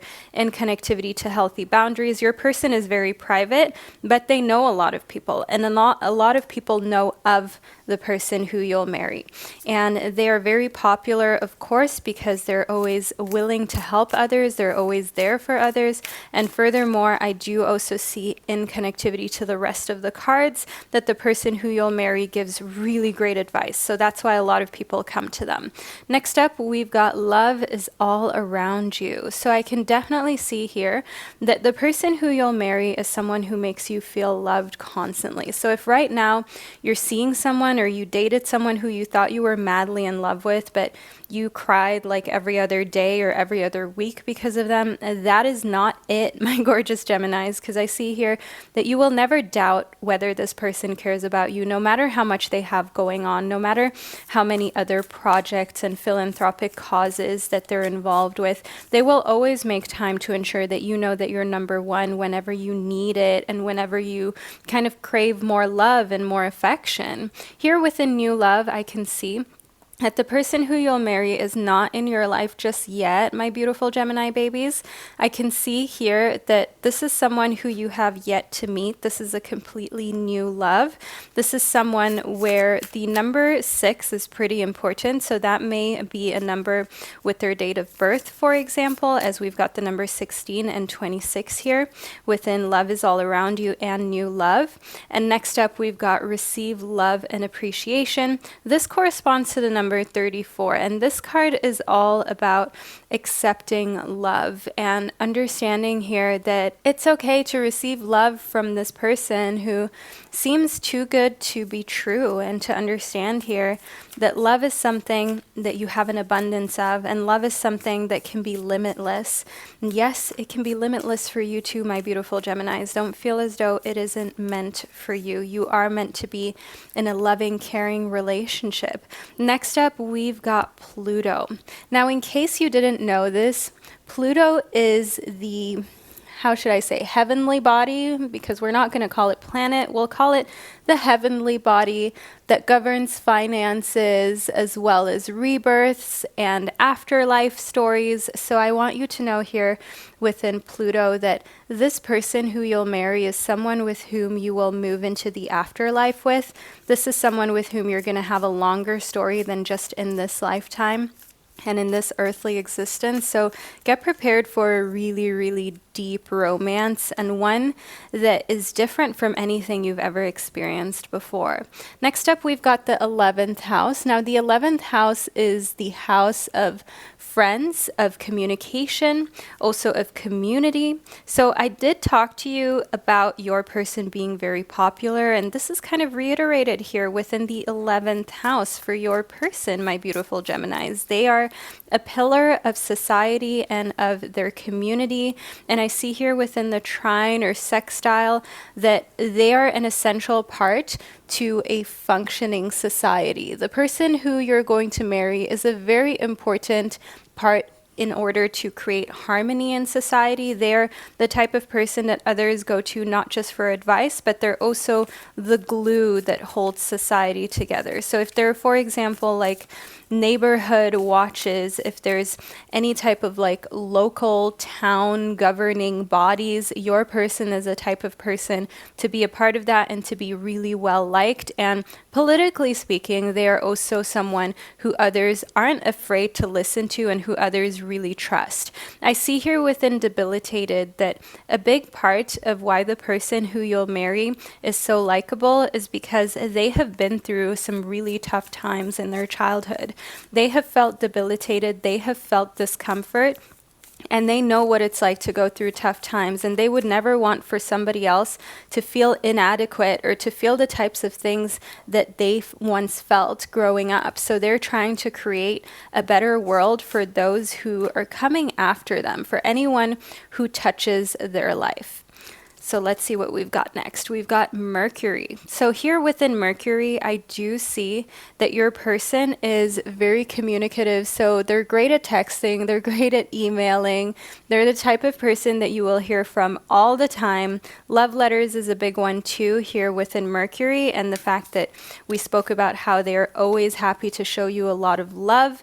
And the 10th house shows me the sense of authority, the sense of the person who you'll marry being someone who others look up to, who others really respect. They want to leave a legacy, and their public image is really well curated. Not because it's fake, but because they know that it's important to be sensitive to other people's needs and other people's wants, because theirs have been ignored on so many occasions. Next up, we've got Pisces. So for you, my gorgeous Geminis, you are going to most likely marry someone who has a very strong Pisces placement or Pisces Pisces placements within their birth chart. So think to yourself their sun, moon, or rising being within Pisces, this amazing water sign that is super sensitive, that is super caring and understanding, which is ruled by Neptune. Not to get all geeky, but I want to give you all the information, and is very spiritual and psychic. Let's also figure out some letters within their name. So Spirit has S, R, and Y for this person's initials and important letters within your person's name, my gorgeous Geminis. So we are at the end of part 2 of your prediction. I hope that you enjoyed putting together this 2-part reading of who you will marry. Let me know below in the comment section by leaving a little fish emoji in the comment section to let me and others know that you were here, that you received the second part of your prediction, and that you watched it all the way to the end. I love you all so much, my beautiful Gemini babies, and I can't wait to connect with you during one of my upcoming pick a card predictions. Hello, all of my beautiful fellow Cancerians, and welcome to the second part of your prediction about who you'll end up marrying. So let's talk all things Cancer. I hope that you enjoyed the first part of this pick a card tarot reading that you got to choose from during the intro of this video. But now we'll delve even further into who you'll end up with. So we've got the 10-90 ratio first. I see that the person that you'll end up with is someone who sees life as 10% of what happens to you and 90% of how you react to it. And they're all about bossing up. So this is the stability that you need, my beautiful crab sisters and brothers and crab people. I want you to know that this is someone who always offers their unwavering support. They are a true boss, so they're most likely a CEO, a manager, someone who has built themselves from the ground up. They are a self-made individual, and they understand that life can be amazing if you look at it from the viewpoint of opportunity. And life can, of course, also be very challenging if you see every little bump in the road as a huge insurmountable hurdle. And I see that the person who you'll marry is someone who chooses to only focus on the positive. So they are a very radiant, positive force within your life. They are the type of person whom you can always go to when you need a little bit of that pep talk, that unwavering support that everyone would like. And I see within Queen of Everything that it's as though the person who you'll marry is capable of absolutely anything that they set their mind to. They are, so to say, the queen, the king, the person of everything. They rule the world that they live in, and a lot of people look up to them. So they've got a lot of power, status, leadership qualities, and they're the type of person that's maybe even a little feared by others, okay, because others don't want to upset them because of the type of power that they wield and that they hold. So within Queen of Everything and Perfect Moments, I see that your person is very aware of this. They're not ashamed of it because they worked hard to get there, and they simply want to enjoy life with you. The Page of Crystals shows me here that we've got some young fire sign type of energy. Think Aries, Leo, or Sagittarius. This is a very passionate and enthusiastic type of energy that I see here. And this is exactly what they needed to get to where they were going. They had to be innovative. They had to put their best foot forward. They had to be passionate about whatever it is that they were building and creating. And I see here within the 7 of Diamonds that it took time, but they eventually got there because they stuck to it. They were disciplined. So the person who you'll marry, my gorgeous Cancerians, is someone who isn't afraid to roll up their sleeves and focus on something in a very determined fashion for a lengthy amount of time without giving up, without turning back, without thinking to themselves, oh, this was a mistake or I shouldn't have done that. No. Once they want to do something and accomplish something, there is absolutely nothing that will stop them from getting there. I also see here within the 12th house that there's someone who likes to go into deep introspection. So while they are very successful on the outside, introspection is something they like to do on a daily basis in form of meditation, in form of just having alone time, because a lot of people count on them and look up to them and ask them for advice.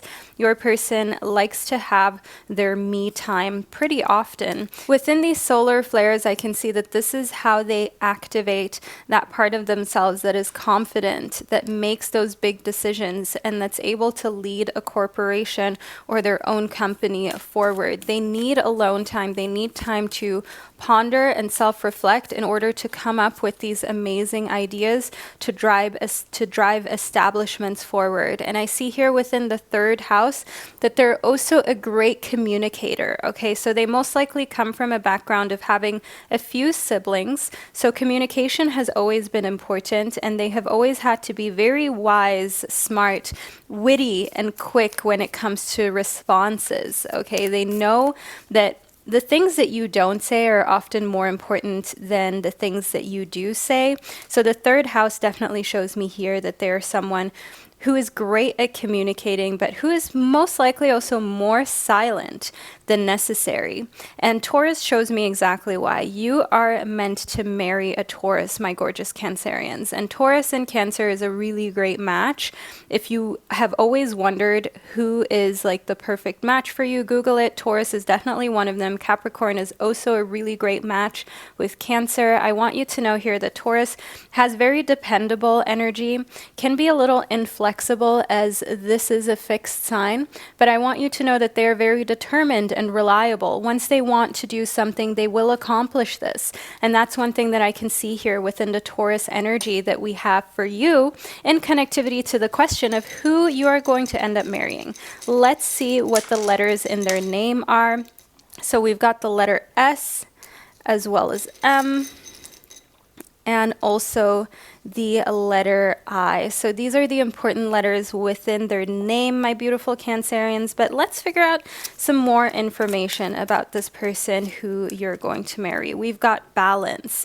They are indeed a very balanced individual. They are the type of person who brings harmony into your world, and they do not judge you for your emotionality. They do not judge mood swings. They do not judge anything that makes you different from them. That's what I see here within balance. To them, the most important thing within their relationships is to choose people who make them better. And you challenge your Taurus person in so many different ways that they really appreciate. So I want you to know here, my fellow Cancerians, that the person who you'll marry, they appreciate the differences between you two more than you realize. And that's why they always find it within themselves to forgive you, to forgive when there are any issues within the marriage or the relationship, to look past any differences. I definitely see here within forgiveness that they understand that it is more valuable to have someone who truly loves you and who is about what they say, who doesn't just talk about it, but is about it. That is one thing that they really value, and the fact that when you say that you will try, you do actually try. And last but not least, within patience, I see that the person who you'll marry is someone who is very patient and understanding. This makes a lot of sense with Taurus, as Taurus is a sign that is very patient, that is stable. Taurus is loyal, very grounded and practical, so they have no need for any sort of rush. Of course, once something is set into motion, Taurus is all in, but to get to that point where you make them impatient or kind of antsy, it really takes a lot. And for your Taurus to reach that state, it's most likely going to happen very, very seldom. So my gorgeous fellow Cancerians, this is the second part to your prediction that I received for you. I hope that you found it insightful and that it brought you clarity. Let me know below by leaving a crab emoji in the comment section to let me and others know that you were here and that you personalized your prediction for yourself. I'd like to thank you for spending this divine time and space with me. I love you all so much, and I can't wait to connect with you during one of my upcoming predictions. Hello, all my beautiful Leo babies, and welcome to the second, even more intricate and personalized part of your prediction about who you're gonna marry. So let's get into your reading. I hope that you enjoyed part one of this prediction, which you could choose from during the intro of this video to kind of set the foundation of your marriage, their profession, their age, kids, things like that. But now let's get a little more up close and personal, shall we? So first up, we've got rest and relaxation is essential. So I definitely see here that you will meet your person who you will marry during a time of rest and relaxation. Think on vacation, at a spa, during a period in your life and a cycle where you're giving yourself more time to just exist and recuperate. And I definitely see here that they're the type of person that sees signs when you're overworked. They see when you need a break. They see when, typical Leo, you've been putting yourself out there way too much. You've been generous with your time, your love, your affection, your heart, maybe even your money.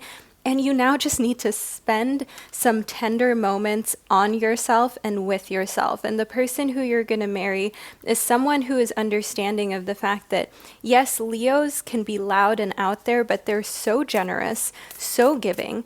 They sometimes don't even notice when their cup is empty. And this is maybe something that you experience very frequently. So marrying somebody who reminds you to fill up your cup and helps fill up your cup is truly therapeutic. Next up, we've got love makes the difference. I do see here that this person who you'll marry helps heal past hurts and provides a sense of security as well as self-worth, because you understand that this person is finally someone that sees that you've got limitations too. They're not a taker. They don't just take. They also give. They provide you with stability. They provide you with a sense of security. And that in turn also makes you feel like your self-worth is increasing. Like you know exactly who you are and the type of amazing love that you're capable of generating in your life, and you're not going to settle for less. I see here within physical touch that a big love language in your marriage is going to be physical touch, either because this is your main love language or your partner's main love language. And I can see here that a tender touch just means so much in this partnership, so you won't even need to verbally communicate with one another, because simply by giving each other really tender moments and a tender physical touch, you understand what the other person needs, how they feel, what they desire. It's like you don't even need words to communicate. You can be in a room completely silently with your partner, with this person who you'll marry, and it's not awkward. It's not like anything is weird. It feels so natural to just be with them and to experience this type of love. I see here that if you're currently in a relationship where you don't feel like these points match the relationship at all, my beautiful Leo babies, it's time to move on. It's the universe being really honest with you and telling you that the longer you hang on to something that doesn't feel pure and that doesn't feel like relaxation, that doesn't feel like it's giving you a sense of security, the longer you're delaying this relationship that is meant for you, the longer you're delaying this marriage that will ultimately make you so happy. Here with Tell It Like It Is, you've got to be honest, but also give people chances, okay? Because sometimes people don't know when you're not 100% happy, or people don't know exactly how to make you happy or what your love language is. So here in connectivity to physical touch, remind yourself of the fact that communicating your love language can really go a long distance when it comes to romantic relationships. And don't be ashamed of your love language, whether that's words of affirmation, physical touch, gifts, whether that's acts of service. There's so many different reasons why you may have the love language that you have. And, you know, it all stems from our childhood and the attachment styles that our parents allowed us to develop or didn't allow us to develop. And it's not your fault, quote unquote, my beautiful Leo baby. Remind yourself of this. Your love language simply is a reflection of the things that you maybe lacked in earlier stages of your life that you now need in order to feel validation. I see here within unconscious games that this marriage is one that helps you to uncover a lot of the things that are going on beneath the layers of this external kind of not facade, but just the external layer of yourself, the layer that you show to the world and to new people. What lies beneath that is exactly what the person who you'll marry allows you to explore and discover more of. So this is a very deep relationship. This is a relationship where you're realizing, okay, there are some things that I could work on. There are some soft and sore spots. There are some insecurities that may be holding me back in my career or even in my love life. But I've got a supportive partner who's there for me, with whom I can work on these things. And that gives you the confidence, the reassurance, and the security that you need to do something about it. Next up, we've got Sagittarius. So a fellow fire sign. In Sagittarius, I can see that the person who you'll marry has Sagittarius energy within their big three. Think their sun, moon, or rising sign. This is a very expansive sign of the zodiac. This is a sign that's ruled by Jupiter, and it's very optimistic, can be a little scattered, but is honest. So I want you to know here in Sagittarius that they definitely bring this very goal-oriented energy to your life, and they definitely give your big, grandiose Leo vibe a little bit of extra direction that you may have been craving. I see here within the moon that you will intuitively know when you've met this right person. The moon is a symbol of your intuition. It is connected to the divine feminine, and it's all about your perception and how you see things. That's what the moon represents, and I see that your marriage is going to completely change your view on relationships. So maybe you never thought that there are relationships that are based on this much love, trust, and honesty. But once you have a relationship like this in your life, you're never going to want to let it go again, because it'll just feel so good to be in a situation that is so pure, so honest, and supportive. Why would you ever let go of that? Next up, we've got the Two of Wands. Decisions, my beautiful Leo babies. The Two of Wands is a card that represents you making decisions in order to accomplish the goals that you desire, in order to kind of make the world your oyster, if you will. So having to make big decisions about what you do professionally, but also in your private life. That's something that I can see that you have to do with your gut feeling. And the person who you'll marry is 100% going to stand behind you. They're going to support you. They're going to be there for you. They're that one person that never makes you explain why you choose the things that you choose or why you see things the way that you see them, because they are just unconditionally loving and accepting. Next up, we've got the Two of Swords. So we've got a lot of twos here. The Two of Swords shows me once again your intuition. When your hands are tied, when it feels as though you're sightless and your perception isn't really helping you, again, you're going to have to use that gut feeling. You're going to have to make use of that inner voice and where it's leading you towards, where it's telling you to go. And having a supportive partner when it comes to that can really be everything, my beautiful Leo babies. So I'm happy to see that this is how your reading is shaping up. I also want to add some letters into the mix so we can figure out their names. So we've got the letter A already 2 times for you. Let's see what Spirit has to say. Okay, we've got L, A, E, and A. Okay, so these are the important letters within their name. Leah,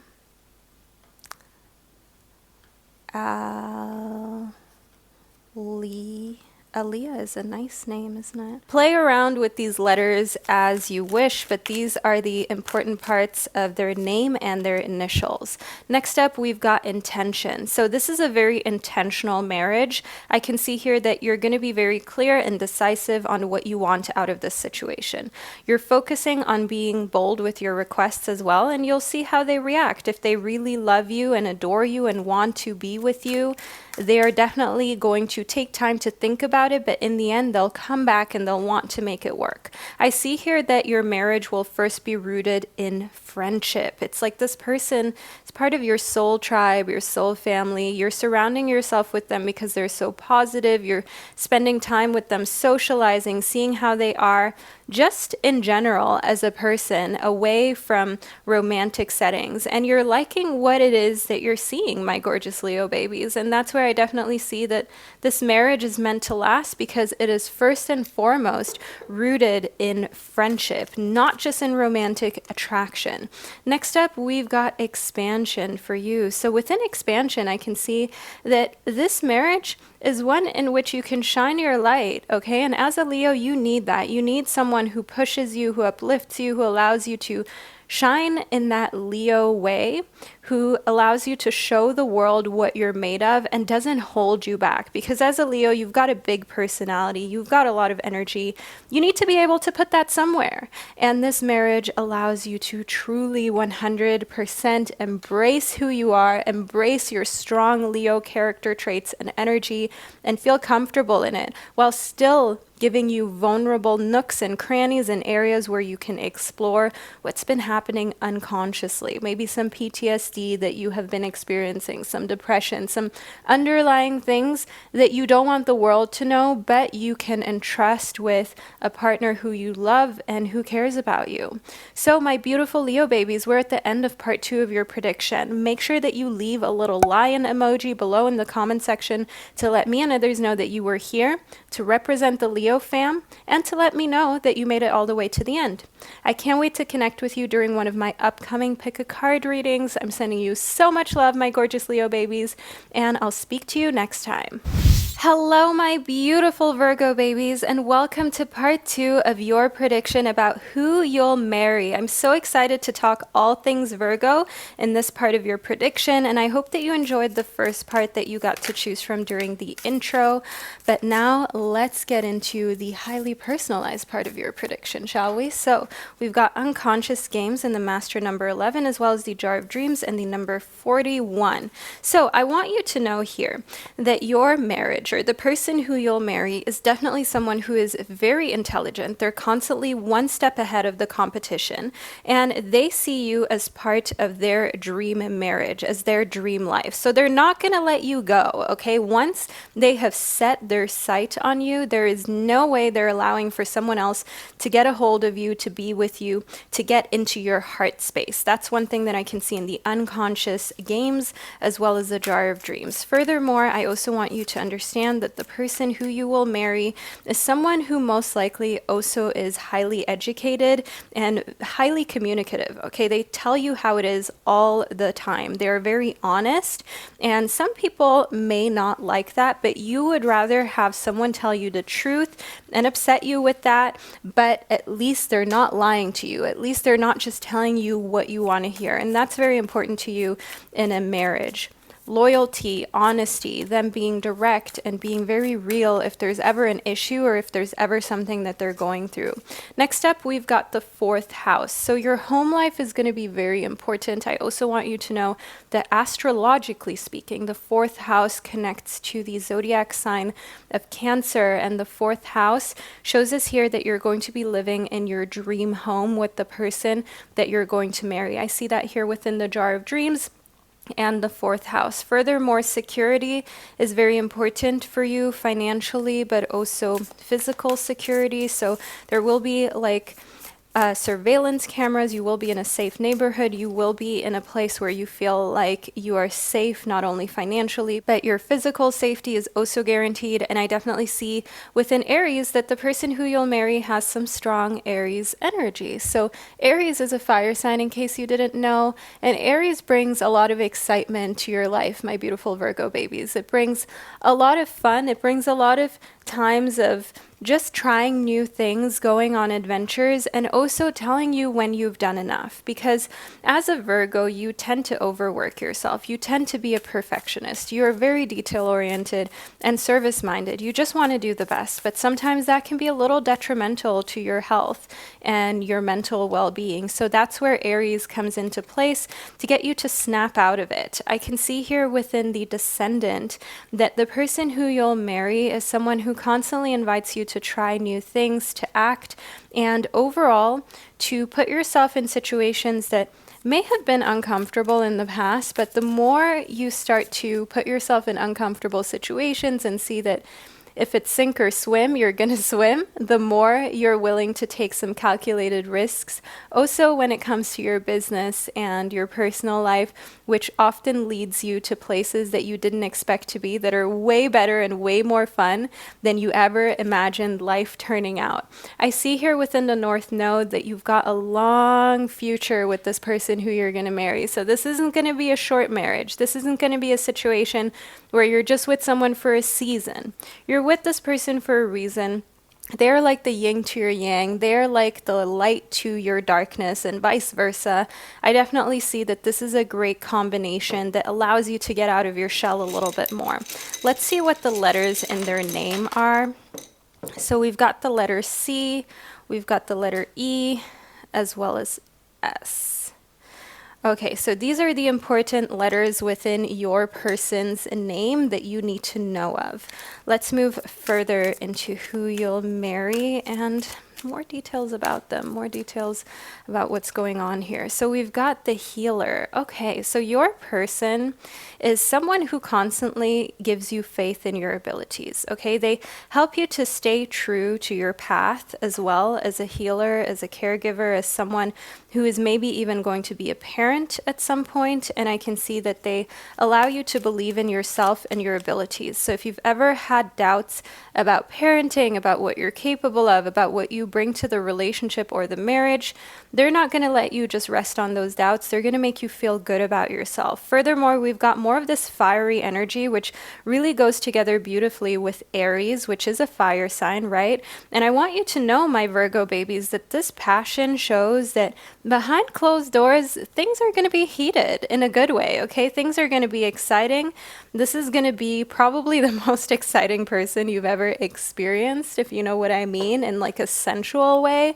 And I definitely see that this increases your energy levels and keeps things so fun and so intriguing. Next up, we've got balance. Yes, so they bring balance to your life because if it was just up to you, my beautiful Virgo, you would probably lead a life that is way more mundane without this person who you're going to marry. Okay, a life that is, I don't want to say boring, okay, we're not going to call you out like that, but that is just a lot more structured, but maybe lacking a little bit of passion and a little bit of spontaneity. You get what I'm trying to say, a bit of spontaneous energy. So we've also got death and courage. Now, don't be worried about the death card, okay? The death card is literally a card that speaks of transformation and learning that endings are merely beginnings. So when this person comes into your life, it's going to be the death of a cycle that you were way done with. And I can see here that the person who you're going to marry is going to give you the courage to get over your past relationship 100%, okay, with 100% confidence, never thinking about your ex again, never thinking about that person you were madly in love with again. They're helping you to look back and think to yourself, why was I even so like mad and upset about this ending? Why did I even think that I would never find someone better? So they're definitely helping you to overcome some emotional scarring and trauma from past crushes and situations that just didn't work out. That's why we've got the death card and courage. Next up, we've got the 9 of Wands. It's about time that you get over some of these things, my beautiful Virgos, because I see here in the 9 of Wands that you're totally ready to move on. You're totally ready to move on to this marriage material person. You're totally ready to enter this new era. As I see in the 10 of Pentacles, that what awaits you is fulfillment on every level. Fulfillment financially, emotionally, in a sense of you building a home and a life with someone, right? And finally, starting off on a note that is serious, where you're building with someone because you're creating a future together. You're not just playing around with each other. No, you are creating a sense of stability, not just for family, but also for your living situation, your living circumstances. We spoke about the 4th house being all about that. And you are ready, okay? The death card has showed up for you. It's time for you to move on. It's time for you to settle down. And we've got this perfect person here for you that will make you forget about everything that you once thought you wanted and make you just think to yourself, wow, I'm so happy those past relationships didn't work out because this is the one. So all of my beautiful Virgo babies, this is the reading that I received for you. I hope that you enjoyed it and that you found it insightful. Make sure that you leave a little house emoji below in the comment section to let me and others know that you made it all the way to the end of your reading and that you represent the Virgo fam. So excited to have had you here. Know that I'm sending you so much love, my beautiful Virgo babies, and I can't wait to connect with you during one of my upcoming Pick a Card Tarot readings. Hello, all of my beautiful Libra babies, and welcome to the second, even more personal part of your Who You'll Marry prediction. I can't wait to get into your reading. I hope that you enjoyed part one that you got to choose from during the intro of this video.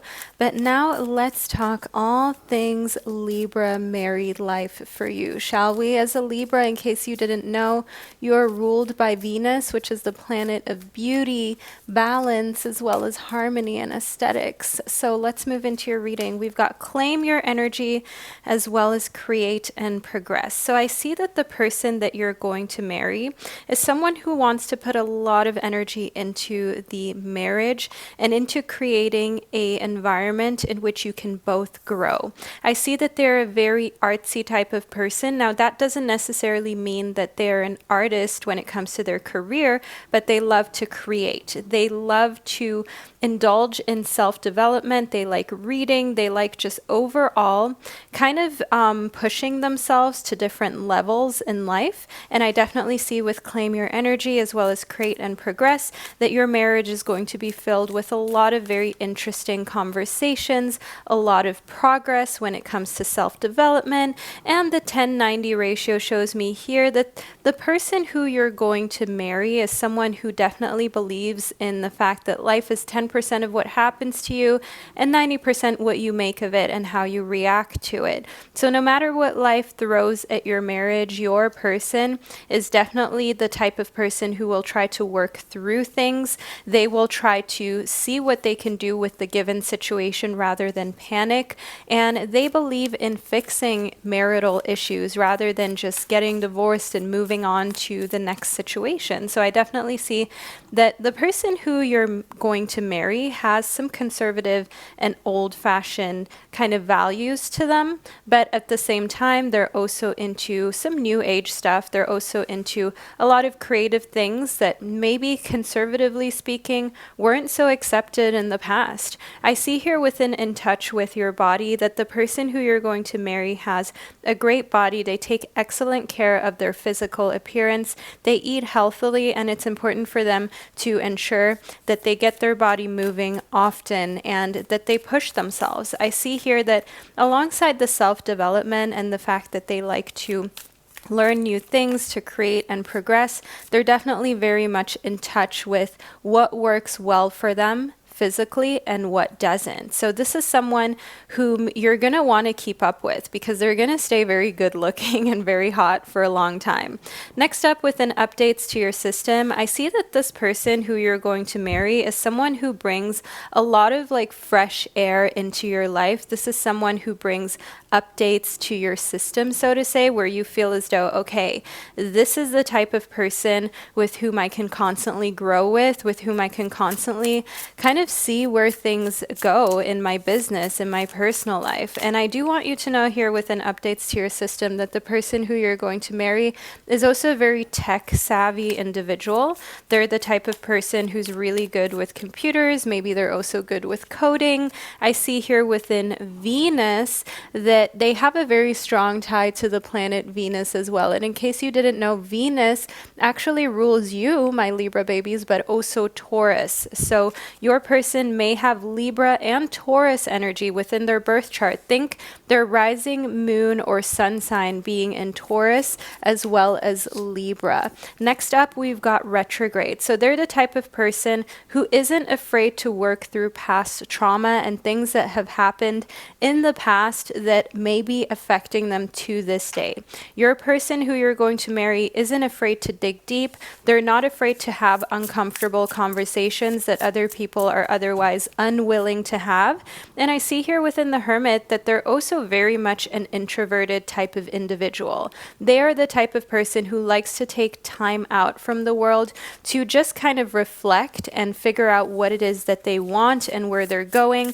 You won't be able to rush this person, my beautiful Libra babies, as they are definitely someone who needs their space, who needs alone time. I see here within the Chariot that they are on a roll. So the person who you're going to marry has yet to accomplish like the heights that they're actually going to get to professionally speaking, and they're spending a lot of time working, a lot of time developing themselves professionally because they want to create a strong foundation financially speaking, and they are a leader. That's one thing that I see here within the Chariot. They aren't afraid to have this self-assertion and control over situations in order to drive things forward. Next up, we've got the Four of Swords. So I do see here that the person who you're going to marry has been through some heartache, okay? They have maybe even been married before, like in the past. They may have been in a committed relationship where they were hurt, cheated on, betrayed in a way that was really hard for them to deal with. And to this day, it kind of hurts and stings when they think about what they've been through. And I see here within the King of Cups that they've got this strong water sign, almost like zaddy energy, if you will. They've got Scorpio, Pisces, and Cancerian energy here in the King of Cups, who is pretty mysterious, can be a little emotional, and I want you to know that the King of Cups is definitely someone who is very wise and diplomatic and calm. They're a tolerant type of person. They will listen to you. They will listen to the things that you're going through. But I definitely also want you to know here within the King of Cups that the person who you're going to marry is older than you. They are more mature in many areas of life than you are, and this is what attracts you to them. I see here within the Healer that they're a super supportive individual, and this is something that brings you so much joy and love in the marriage because you know you're never alone. You know this person always has your back, and they're always there to support you no matter what. I also want to figure out some letters within their name, so let's see what Spirit has to say. We've got A as well as R, and we've got S as well as I. Okay, so these are the letters within their name that are important to all of my beautiful Libra babies, but let's move a little further into your reading. We've got friendship. So this marriage is going to start off as a friendship first. You're not going to start off on a romantic basis whatsoever. You're first really going to get to know one another as friends before you do anything romantically speaking. I definitely see here within friendship that this is the type of person with whom you're going to first create a bond with that you just cannot replicate or duplicate. And this is just overall a situation in which you both have felt like you've known each other forever. I see here within past lives that you are an old soul with deep wisdom, and so is the person who you're going to marry. And I see here that healing past lives together is something that you're doing, something that you're going through, something that brings you closer together. And I definitely also see here that when you meet, it feels as though you've known each other forever. I see here within flow that you're finding very easy conversation with the person who you're going to marry. It's like it always just happens so effortlessly, every conversation, and you're happy to surrender to any outcome. You both go into this friendship or into getting to know each other without any expectations, especially given your past relationships. And that is actually what allows this relationship to blossom into the beautiful thing that it ends up blossoming into.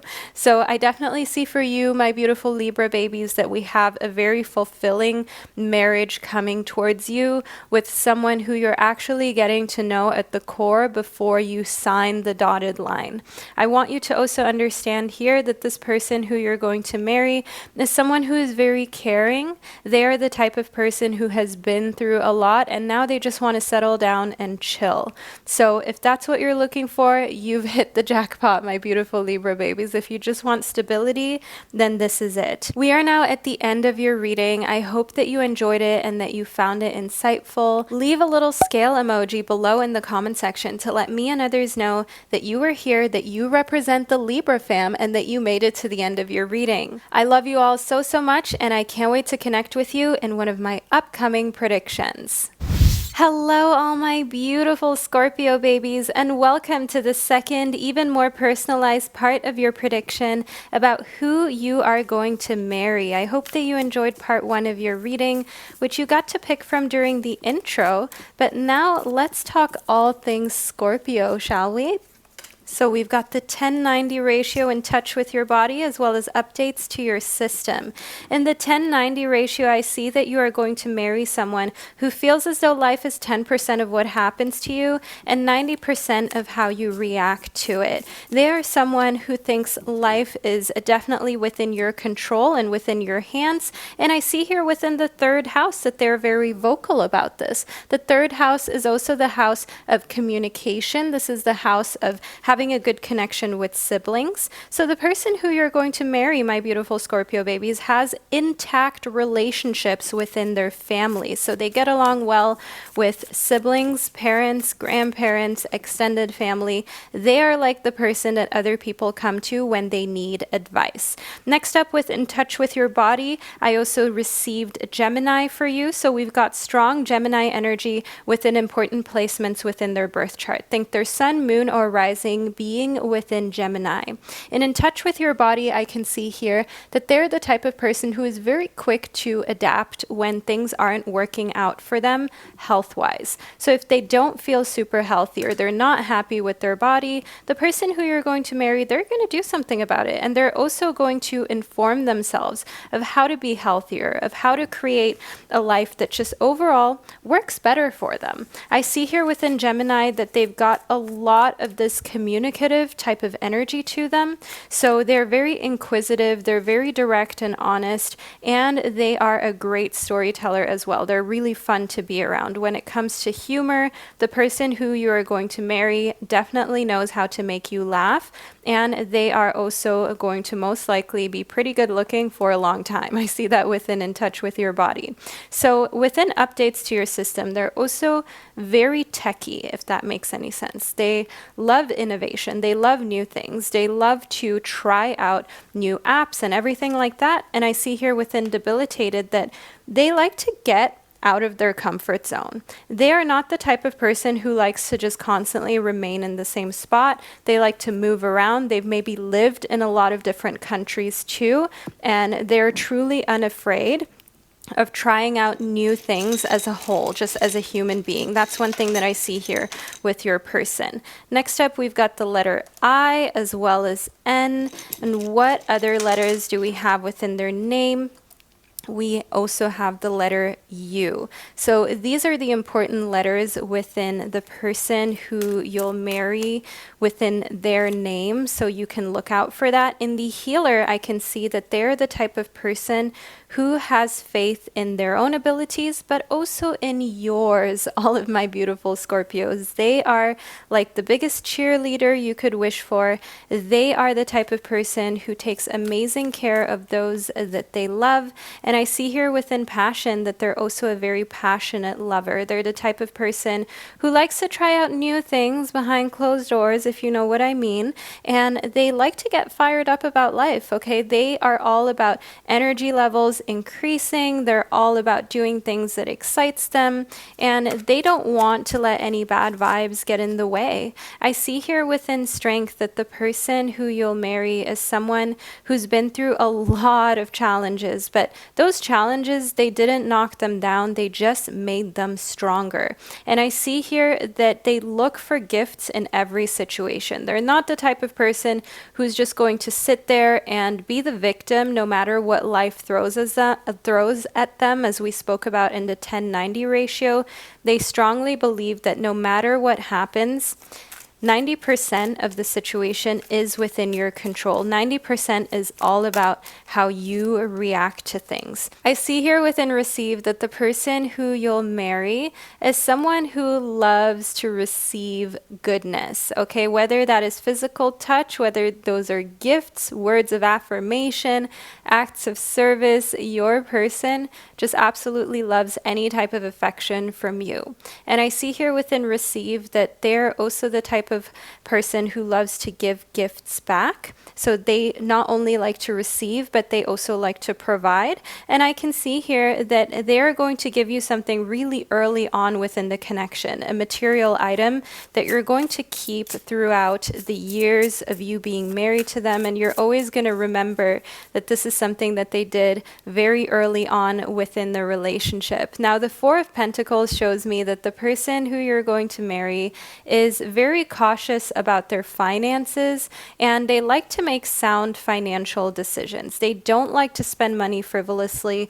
They are also not a very materialistic person. They like to plan for the future, and to them it's important that they create a future of financial stability.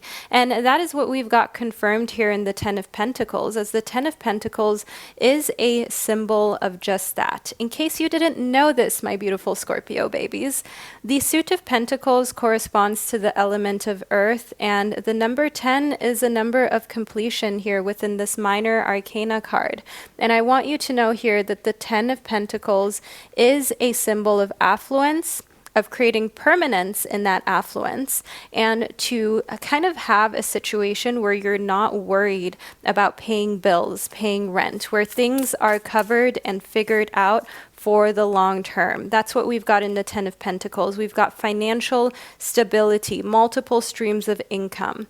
Now, the High Priestess shows me here that the person who you're going to marry is someone who doesn't take action very quickly. So they may talk a lot, they may be a great storyteller, they may be very fun to be around and witty and have great humor, but they're not the type of person who will act on anything too quickly. They prefer to educate themselves first before they sign the dotted line.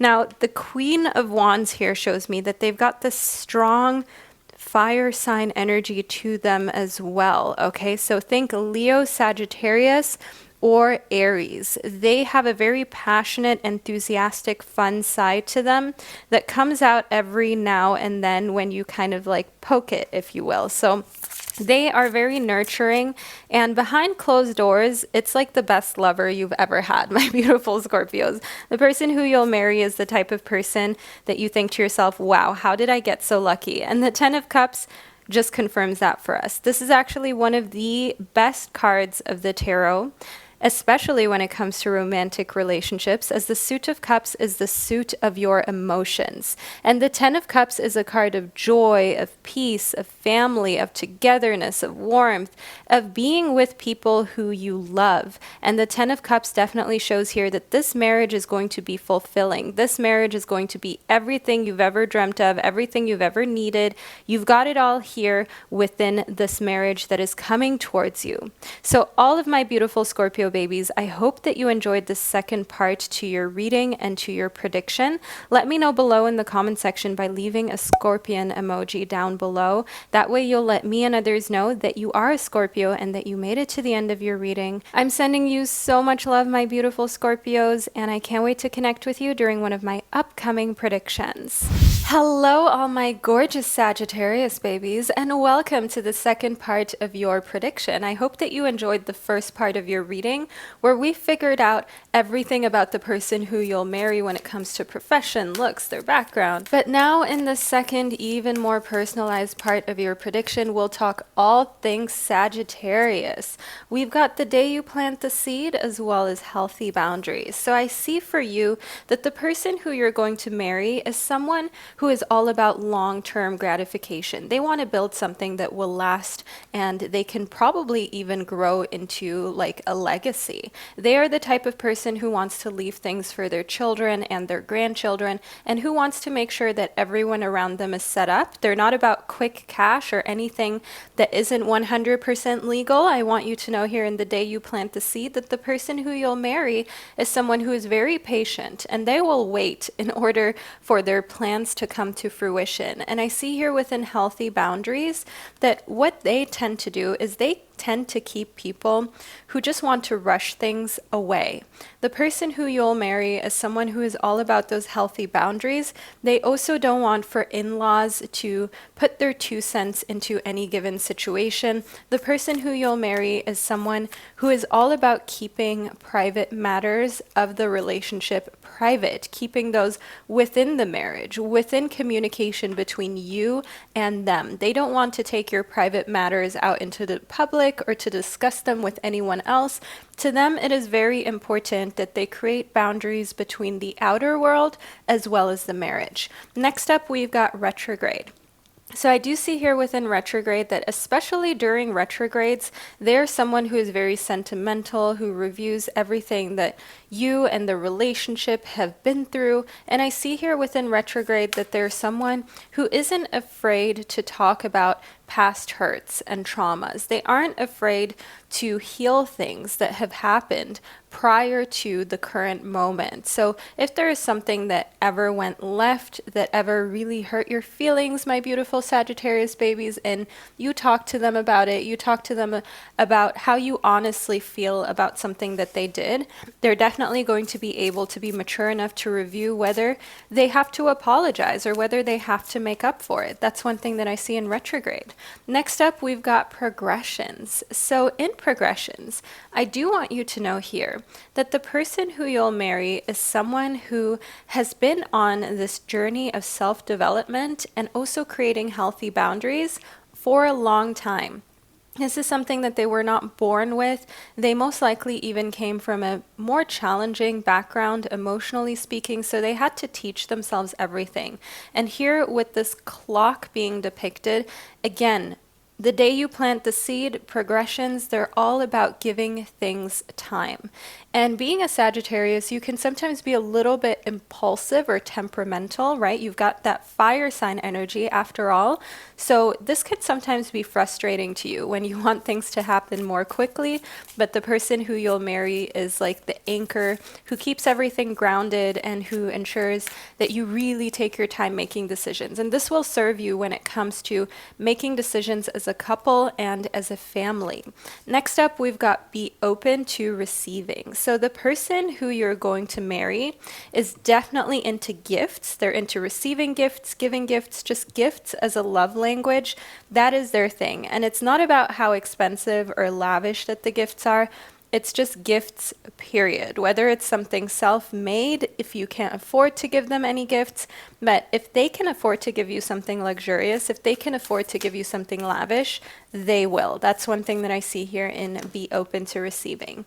In hidden in plain sight, the person who you'll marry is someone who isn't far away from you at all, especially geographically speaking. So they're most likely just around the corner, but you don't know it yet. And that's what makes this so fun. And in a way, also a little nerve-wracking, right? A little anxiety-inducing. I definitely see within hidden in plain sight and be open to receiving that the moment you are open mentally and you've gotten over any kind of situation that may have hurt you in the past, romantically speaking, you will be able to access this person who you'll marry. But up until then, they'll just be hidden in plain sight. You definitely need to allow for big changes to take place in order for this person who you'll marry to come into your life and to become a part of your life, to start the relationship, to allow for things to grow, to flourish, to bloom and blossom. So give things time, my beautiful Sagittarius babies, and also give yourself grace. Remind yourself that it's not easy to have been through the things that you've been through. And you having a good partner on the horizon, a good person to get married to, that is definitely something that you should look forward to. But also try not to rush yourself or be hard on yourself. You're doing the best that you can, and that's all that matters. This person has been set aside by the universe just for you, so don't worry about them going anywhere. Next up, we've got the Five of Cups. So the Five of Cups shows me that the person who you'll marry has been through some significant heartache and heartbreak in the past. The Five of Cups shows me here that they have come from a long-term relationship that ended, that really hurt them. And I do see here in the Five of Cups, as well as progressions, that they most likely were cheated on. They most likely had to go through this journey of setting healthy boundaries because the person who they were with constantly overstepped boundaries and limits that they set that they were just not comfortable with. In the Hermit, I see that the person who you'll marry is definitely an introvert. They're not the type of person who likes to go out and party all the time. They're not the type of person who always wants to hang out with other people. I definitely see in the Five of Cups and the Hermit that they find the most joy, satisfaction, and fulfillment when they're just doing their own thing. And in the Hermit, I want you to also know that the person who you'll marry is someone whose solitude is just so precious to them, and they find that the biggest, best changes that they go through and experience does come from a place of solitude. Now, the Three of Swords shows me here that when it comes to this person who you'll marry, they are definitely in a position where they're afraid of getting their heart broken again. I see that with retrograde and the Three of Swords. So it may take time for them to open up, to warm up to you, to carve out a space in their life and in their heart for you, my gorgeous Sagittarius babies. So at the beginning, you may feel a little bit confused as to whether this person likes you to the extent of seeing a long-term future with you. But this is just because of what they've been through, and they don't want to make the same mistakes again. They've been taken advantage of in the past, and they, of course, want to guard themselves. I see in the Four of Diamonds that also financially speaking, they're being very careful. They're looking out for themselves. They're making sure that they're not showing off anything too flashy right from the beginning, because they want you to be with them for all of the right reasons. They don't want a relationship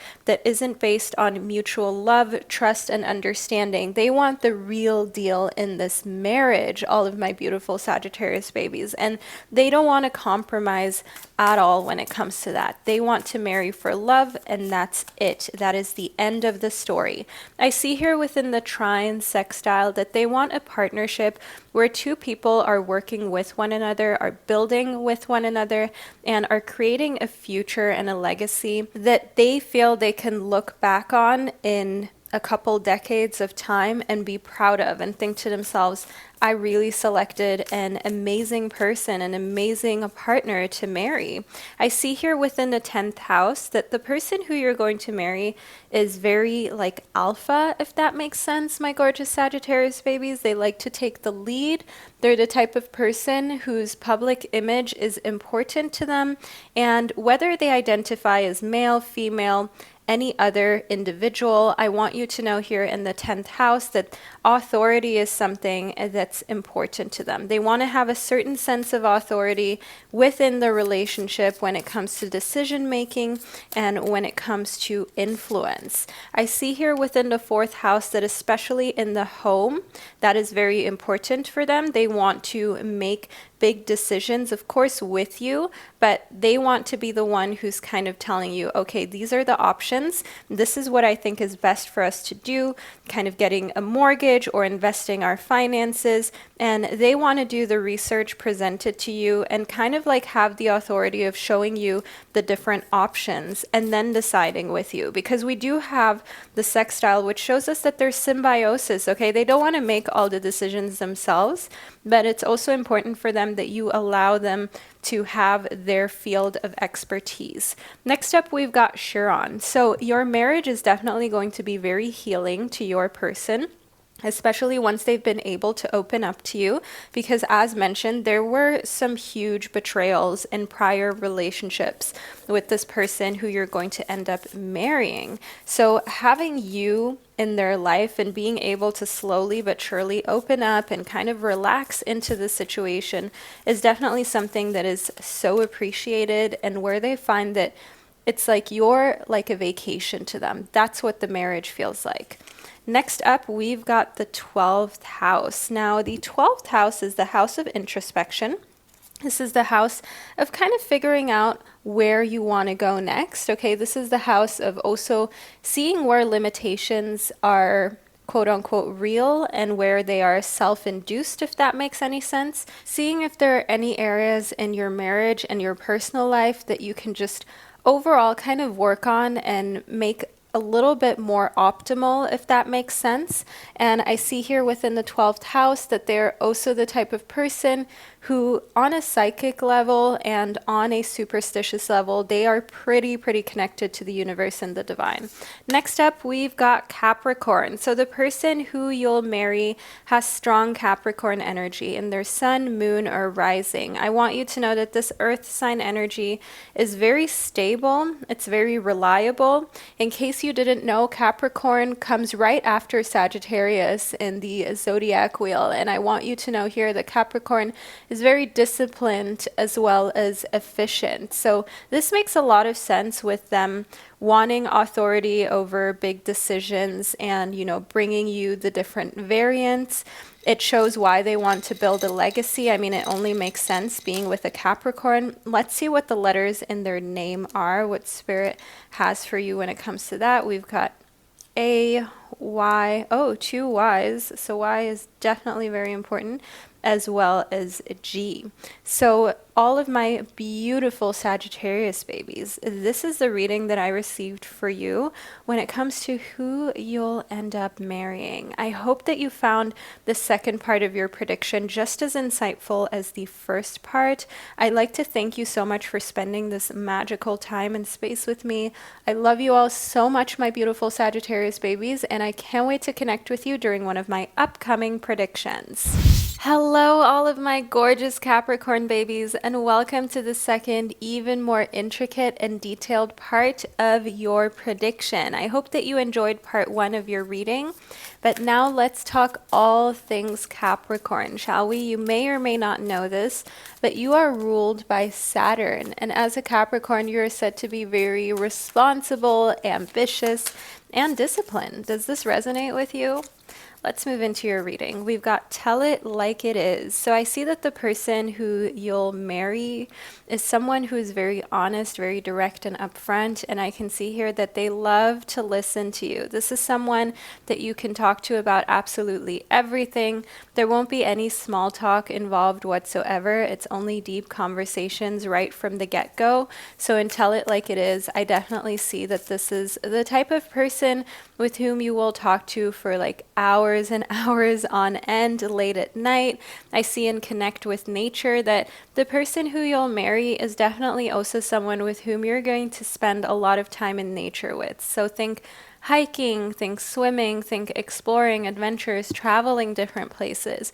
I see that you both kind of prefer to have some time away from the concrete jungle, from too many other people. I see and connect with nature that you definitely don't mind having some city trips sprinkled in there, but in connect with nature, the person who you'll marry finds that their batteries really truly recharge when they're away from too many electronic devices and they're just with you in the nature. They'll be very vocal about this too. Next up, we've got big changes. So married life is going to be a huge change and adjustment for you.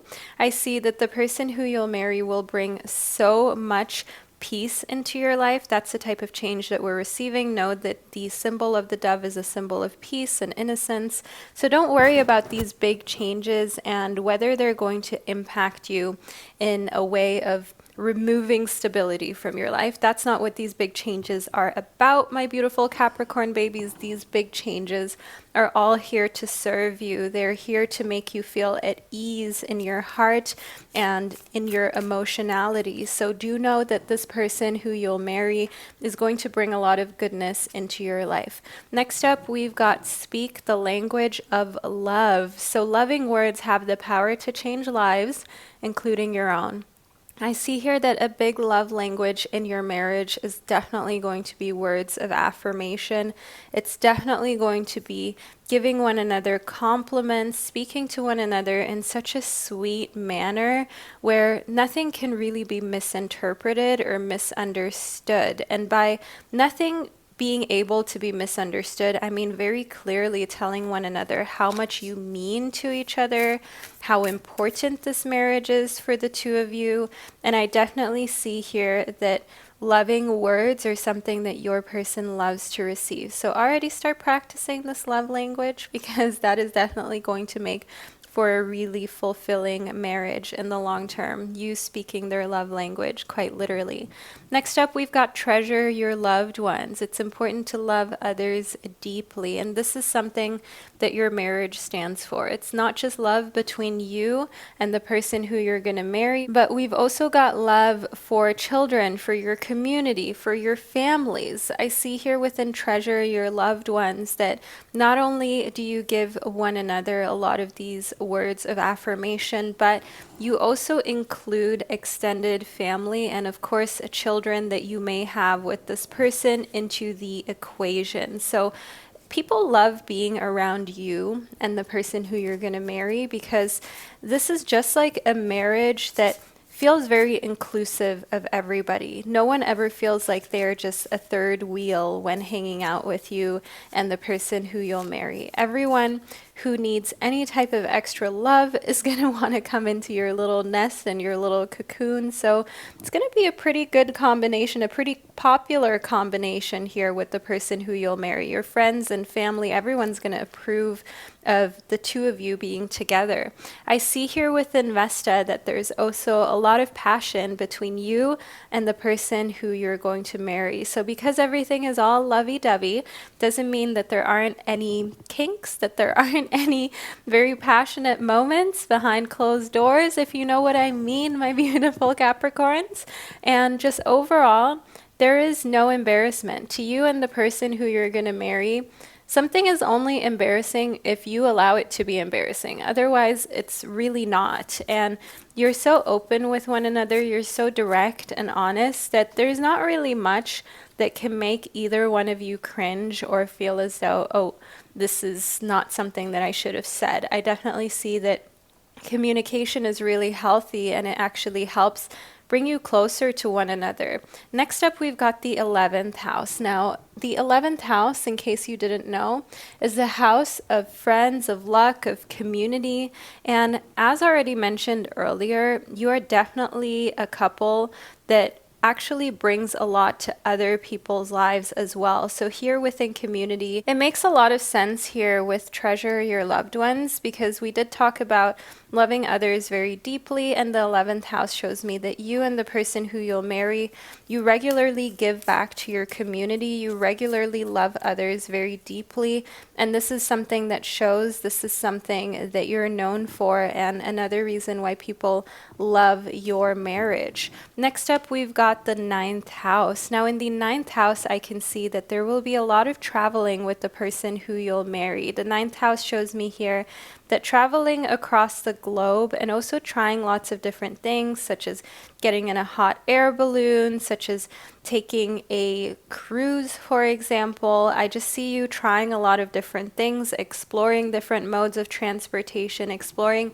different parts of planet Earth with one another, and really seeing the world prior to starting any big commitment, such as a family, such as having children with this person. I definitely see here that first it's all about connecting with nature, connecting with one another, understanding what changes that you bring into each other's lives within this marriage, and just getting to know one another on a really deep level before you do anything that is going to impact you for the rest of your lives. I see here within Temperance that the person who you're going to marry is definitely someone who is kind of slow when it comes to their love. And by slow, I mean they don't like to jump into anything too quickly. That also means that when they do tell you that they love you, when they do tell you that they care about you and they want to be with you, that they really mean it, and that it's really meant to be something for the long term, for the long run. So I definitely see here within Temperance that they're also a very grounded, down-to-earth individual. The person who you'll marry is someone who is all about balance and health. So they never overdo anything. They don't have any issues with substances because they know how to consume substances such as, for example, alcohol in a way that is moderate and where you're just enjoying it, but you're not overdoing it. Next up, we've got the Knight of Diamonds reverse. So the Knight of Diamonds reverse definitely shows me here that when it comes to finances and so on, they definitely appreciate your help, your knowledge, your expertise. The Knight of Diamonds reverse shows me that the person who you'll marry is someone who is very thorough, okay, and hardworking, but sometimes there are little things that they may overlook, and that's where you can really help, and they appreciate that you work together as a team on joint finances, on creating a life that is sustainable. I see here within the solar calm that you can really help with clarification when it comes to these things. They like the way that you think when it comes to money. They like your budgeting ideas. They like the way that you want to set things up. So you will be able to take the lead on this aspect of the marriage, my beautiful Capricorn babies. Next up, we've got Aries. So I definitely see here that the person who you're going to marry has strong Aries energy. So they like to get things done. Okay, so they're not the big thinker. They're not the person who's going to review lots of paperwork for hours on end. They basically just want you to tell them what to do so they can do it, so they can act. They are a leader when it comes to taking action and physically doing things, but they don't like to just kind of like leave things up in the air. They are very energetic and pioneering as well as assertive, so they have very like alpha energy, but they need someone who can balance that out. They need someone who can also bring some calm into the situation and just kind of take things one step at a time. So you have that grounded, practical, reliable earth sign energy that you bring into the marriage. Meanwhile, the person who you'll marry has this very passionate, spontaneous, enthusiastic, fiery energy that they bring into the relationship, which makes for a great combination. So all of my beautiful Capricorn babies, this is the reading that I received for you, and I really hope that you enjoyed it, that you found it insightful. Make sure you leave a little hot air balloon emoji below in the comment section. I'm not even sure if that exists. If it doesn't, it should. That way you can let me and others know that you were here and that you received your reading. I like to thank you so much for spending this divine time and space with me. I love you, and I can't wait to connect with you during one of my upcoming predictions. Hello, all my beautiful Aquarius babies, and welcome to the second, even more intricate part of your prediction about who you're going to marry. I hope that you enjoyed part one of your reading that you got to choose from during the intro, but now let's add even more information and details into your reading to figure out exactly who you'll end up with as an Aquarius baby. So first up, we've got Stormy as well as the Journey. So I see that you're going to end up with someone who has been through some stormy, difficult situations, but they prevailed because life to them, it's a journey. It's not a sprint, it's a marathon.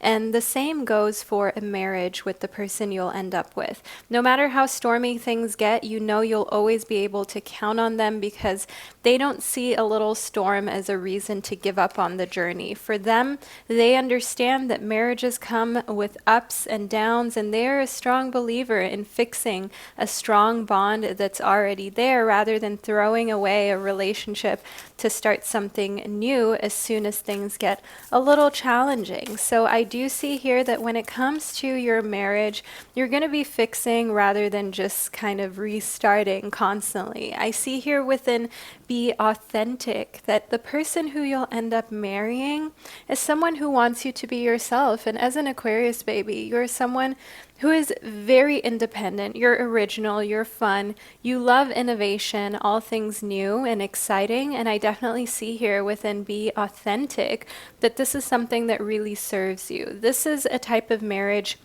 that makes you feel as though you can be yourself fully and 100%. You don't need to hide, and like you can just unmask constantly, okay? Whenever you have an opinion or a feeling, you can say what it is that you're going through and experiencing, and it's fine. You don't have to overthink your opinion. You don't have to overthink what it is that you're saying or be worried that the person will hold you to some sort of unrealistic standard. I see here within On Fire, we also have the master number 44, by the way, which represents the On Fire card. So this is a master number of supreme stability, and I see here that a relationship that isn't codependent is what's really on fire for you, because as an Aquarius baby, you need space for yourself. You need time. You can't be in a relationship that is too clingy or that's super codependent. You need to be able to do your own thing as well. And you're a very humanitarian type of sign of the zodiac. So here within On Fire, I definitely see that just having a relationship that's stable, that's in place, you know you have a place to come back to, you know you have someone to count on, that's it. You don't need constant reassurance. You don't need to constantly be with your person 24/7 in order to feel as though your attachment and your marriage is secure. Within On Fire, I can see that the less you are in a situation where you have to constantly deal with someone who is not confident, the more you will be able to actually live life to the fullest. So I do see that the person who you'll marry is someone that you come home to and is like a low maintenance relationship where you don't need to talk to them every second of every day. There's just trust and understanding there. You know that when you need someone, you're there for your person, and vice versa. They are there for you when you need someone by your side, if there's like a serious situation going on. So I definitely see here that this relationship, this marriage, is one that's meant to last and one that will stay really fun and interesting for a long time because you're not clinging to one another. Next up, we've got the 6th house. So just as mentioned, this is a sustainable marriage, and in case you remember, we've got the number 44 within On Fire, and the 6th house also corresponds to the number 44. So if you continuously see the number 444 or 4444, I want you to know here, my Aquarius babies, this is your angel number when it comes to getting closer to the person who you're going to marry. Also, the 6th house is definitely the house of daily routines, of steady situations in your job and in your career. So because this is a sustainable, long-lasting marriage that you're meant to be in, it will definitely also help you accomplish a lot of things professionally because you're not distracted by a tumultuous home life. You're not distracted by someone constantly causing drama in your marriage. This is actually a marriage that brings you calm, authenticity, and this feeling of ease because you know where you stand. I see here within the trine or sextile that we've got symbiosis. So it's like this motto, in case you haven't heard the saying, it goes, one hand washes the other. And that's what I see here for this marriage. There's no one person who has to kind of deal with everything or do everything in the marriage. I see that there is reciprocity. You are able to both do important tasks, to both show each other that you care about one another, and to just overall kind of split the domestic things up in a way that is fair, okay? So it's not just one person doing everything. You're helping one another out constantly. And I see here within Pluto that this marriage is going to feel like a completely fresh chapter in your life. So you're not going to really remember what it was like to be single or to be without this person. And again, not in a codependent way, just more in a way of this marriage really elevating your life and your existence, that you don't even want to really think about what it would be like to be without your person because there's no need for that. This is the perfect match that you have going on with you. And I see here within the moon that it also just allows you to do things in a very intuitive way. So because you have this steady relationship in your life, this steady marriage with someone who isn't going to betray you, who isn't going to go behind your back or anything like that, that allows you to take more risks when it comes to your job, when it comes to your professional life and your career. And that allows you to do things in a very intuitive way, just going with your gut feeling because you know your partner understands. You don't have to justify anything to anyone. I see here within the 8th house that when it comes to your joint finances, this is something that's very important to your person. They want transparency, but so do you. And I do see here within the 8th house that the person who you're going to marry is someone who wants to build a life together that can sustain itself for a long time. So they're doing a lot of future planning. They're spending a lot of time kind of figuring out how you two can combine your finances and your efforts in order to also one day be able to retire in a really chill manner without having to overthink money situations. And I see here within Imum Coeli that the person that you're going to marry is someone who is super, super rooted when it comes to their family and their ancestors. They want to honor their lineage. They want to do better than people have done prior to them in their lineage and within their family. So I definitely see here within Imum Coeli that when it comes to the person who you'll marry, you will find that there are a lot of little traditional practices that you're bringing into the marriage that are really fun. So it could, for example, be a national holiday that your person celebrates in the country that they're from or from the tribe that they're from. I definitely see like a very authentic and almost like native kind of situation going on here where you're celebrating lots of different cultures. And it's not like your person who you'll marry is a culture vulture. They're more just the type of person who wants to honor their lineage and also your heritage. So in the 12th house, I see a lot of introspection. As an Aquarius, you are most likely a lot more extroverted than the person who you're going to marry. They are more of an introvert. So introspection is a big thing for them. That's why they can also give you your space and your time, because they also need time to themselves, right? They are also the type of person who needs to be able to just reflect on life and what's been going on in life, what's happening in the world. So the 12th house definitely shows me where this really healthy balance is coming from within your marriage. So next up, we've got Pisces for you. So all of my beautiful Aquarius babies, in case you didn't know, Pisces is the last sign of the zodiac. It is the sign right thereafter yours.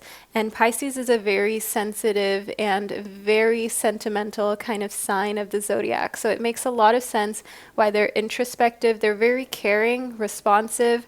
They're the type of person who is spiritually in tune. So they have a very rich inner life. And this is the person who you're going to marry. They're going to have a very strong Pisces placement in, for example, their sun sign, their main zodiac sign. It could also be their moon and their rising. So having this water sign within your life is definitely serving you. I want to add some letters to their name, see what Spirit has to say about that. So let's see what the important letters in their name are. So we've got the letter I, as well as S and S. So these are the most important letters within their name and their initials. Let's add a little bit more into your prediction for you, shall we? So we've got the 9 of Diamonds. I see that the person who you'll marry is definitely someone who has already accomplished quite a bit, financially speaking, for their age, and sky's the limit for them. So the person who you'll end up marrying is never finished.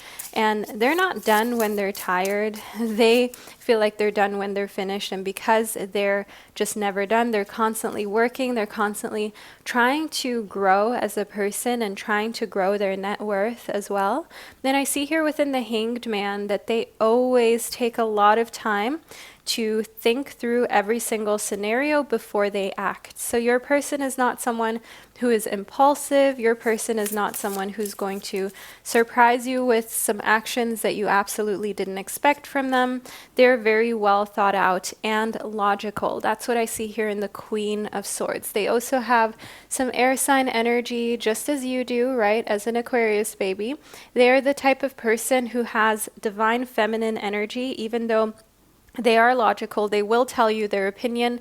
The person who you're going to marry is definitely someone who is still soft at the same time. So that doesn't mean that they identify as female. What this just means is that they are in touch with their feminine side. The moon also shows this and demonstrates that your person is in touch with their divine masculine and their divine feminine. In the 6 of Swords, I do see that the person who you are going to marry is someone who has been through a lot, who has also traveled to a lot of places on this planet, and they are now in a phase and in a season in their life where they want to not be rich, but they want to build wealth. So that means a spiritual life that is healthy. That means emotional health, mental health, physical health, ensuring that they're taking good care of themselves and those surrounding them. So the Six of Swords definitely shows me here that their mindset has changed a lot from maybe once having been more focused on material things to now focusing more on the things that are unseen but are still so invaluable and irreplaceable, right? Because what's all the money in the world if you don't have health? I mean, after all, there's so many people sitting in hospital as we speak who maybe have money, who maybe have riches, but all that they really wish that they had was health. So that is something that's definitely irreplaceable, and your person is focusing more on these things that we can't put a price tag on. So all of my beautiful Aquarius babies, this is your reading. I hope that you enjoyed it and that you found part 2 super insightful. Let me know below in the comment section. Also, leave a little wave emoji below in the comment section to let me and others know that you represent the Aquarian fam and that you made it all the way to the end of the second part of your reading. Sending you so much love, my beautiful Aquarius babies, and I can't wait to connect with you during one of my upcoming predictions. Hello, all my beautiful Pisces babies, and welcome to the second, even more intricate part of your prediction. I hope that you're ready to delve even further into who you're going to marry and that you enjoyed the first part. The first part of your reading that you got to choose from during the intro. So we already have a few cards that flip themselves upside down or right side up, however you'd like to call it. So let's delve into who you're going to marry. First and foremost, and be open to receiving, you're being called to get ready for the love language of gift giving, my beautiful Pisces babies. Don't be shy, okay? The person who you're going to marry is going to give you a lot of gifts, is going to give you a lot of compliments, is going to just do a lot for you in the sense of letting you receive, allowing you to feel special, like a queen, like a king, like you are the center of their universe. And I see here within time to move on that the person who you'll end up marrying has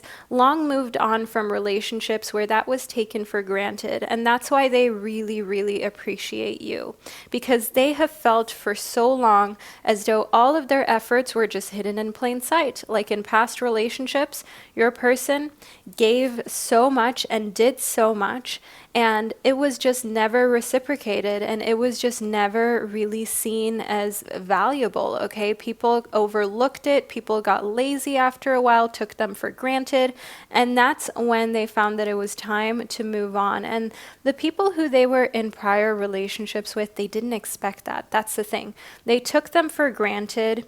They were open to receiving. They kept taking, never filling up your person's cup. And then when your person made up their mind, they have had exes who have tried so hard to get back with them, but once they're done, my beautiful Pisces babies. So you will not have to worry about any exes or anyone who they were in a situationship with coming back to try to be with your person, because your person is just over it. Next up, we've got fighting spirit. So the person who you're going to marry, they may actually be into martial arts or boxing, kickboxing, but at the core, they are definitely a fighter, you know, whether they fight quite literally or not. I want you to know here within fighting spirit that the person who you'll marry has had to go through a lot of highs and lows, especially those low lows, okay? And that's where they learned to fight. That's where they learned to be strong, to be courageous, and to never give up. So your person is definitely going to be a huge fan and cheerleader of yours, because they know how valuable it is to have someone right behind you who's got your back like your favorite sweater, almost like your tribe here, okay? Your tribe, your vibe, this is a symbol of the person who you'll marry, wanting only people around them who are winners, who have that fighting spirit as well, and who are not afraid to say, hey, I can do this. I just need to believe in myself. I just need to try hard enough. Sky is the limit to your person. I see here within multiple streams that the person person who you'll end up marrying has multiple streams of income, multiple means for them to make money. And I definitely see here within multiple streams that the person who you will end up marrying is someone who is financially really intelligent. Okay, so they've got life figured out. They've got a very, very stable financial situation that they've set up for themselves, and they're on route to doing even better, right? Because in fighting spirit, they don't give up. They just keep going. I see here within the 5th house that they are just passionate about money making, honestly. Like the person who you're going to end up marrying, my gorgeous Pisces, is someone who loves following their passions and areas in which they feel like they can be creative, and that happens to be their career. That happens to be creating a life of abundance and affluence. So I do see here within the 5th house that that's what they want to continue pursuing. I see that in connectivity to multiple streams, and they definitely feel as though they are more secure the more different avenues of business that they've got set up. I see here within Capricorn, okay, this makes a lot of sense now. You're going to marry someone with strong Capricorn energy. So Capricorn sun, moon, or rising, maybe even 2 or 3 placements in their birth chart within Capricorn at least. Capricorn is all about big accomplishments and achievements. Okay, Capricorn is very disciplined, is very efficient and economical. They are highly ambitious. They're the type of person who doesn't take no for an answer, my gorgeous Pisces baby. And they bring very grounded and reliable energy to the table. So if you are someone who is very sensitive, who gets very emotional, this is the perfect match for you. Truly, my beautiful Pisces baby. This Capricorn person is the best possible person for you to be married to.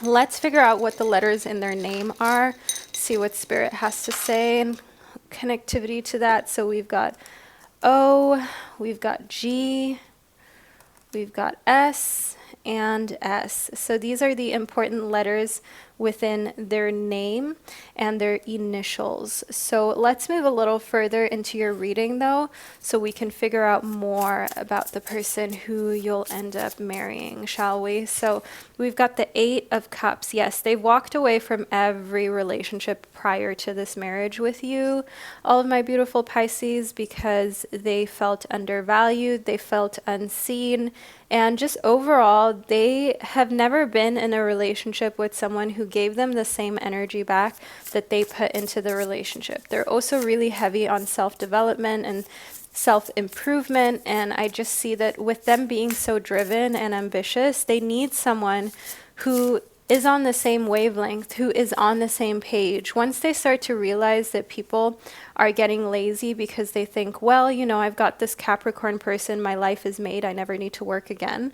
That's when they walk away. They don't like that. That's when they leave. I see here within the Fool that they have had so many new beginnings. This is like normal to them. And the Fool is all about those new beginnings and being spontaneous and having fun and having a good time. So they are definitely just like very careful when they meet a new person.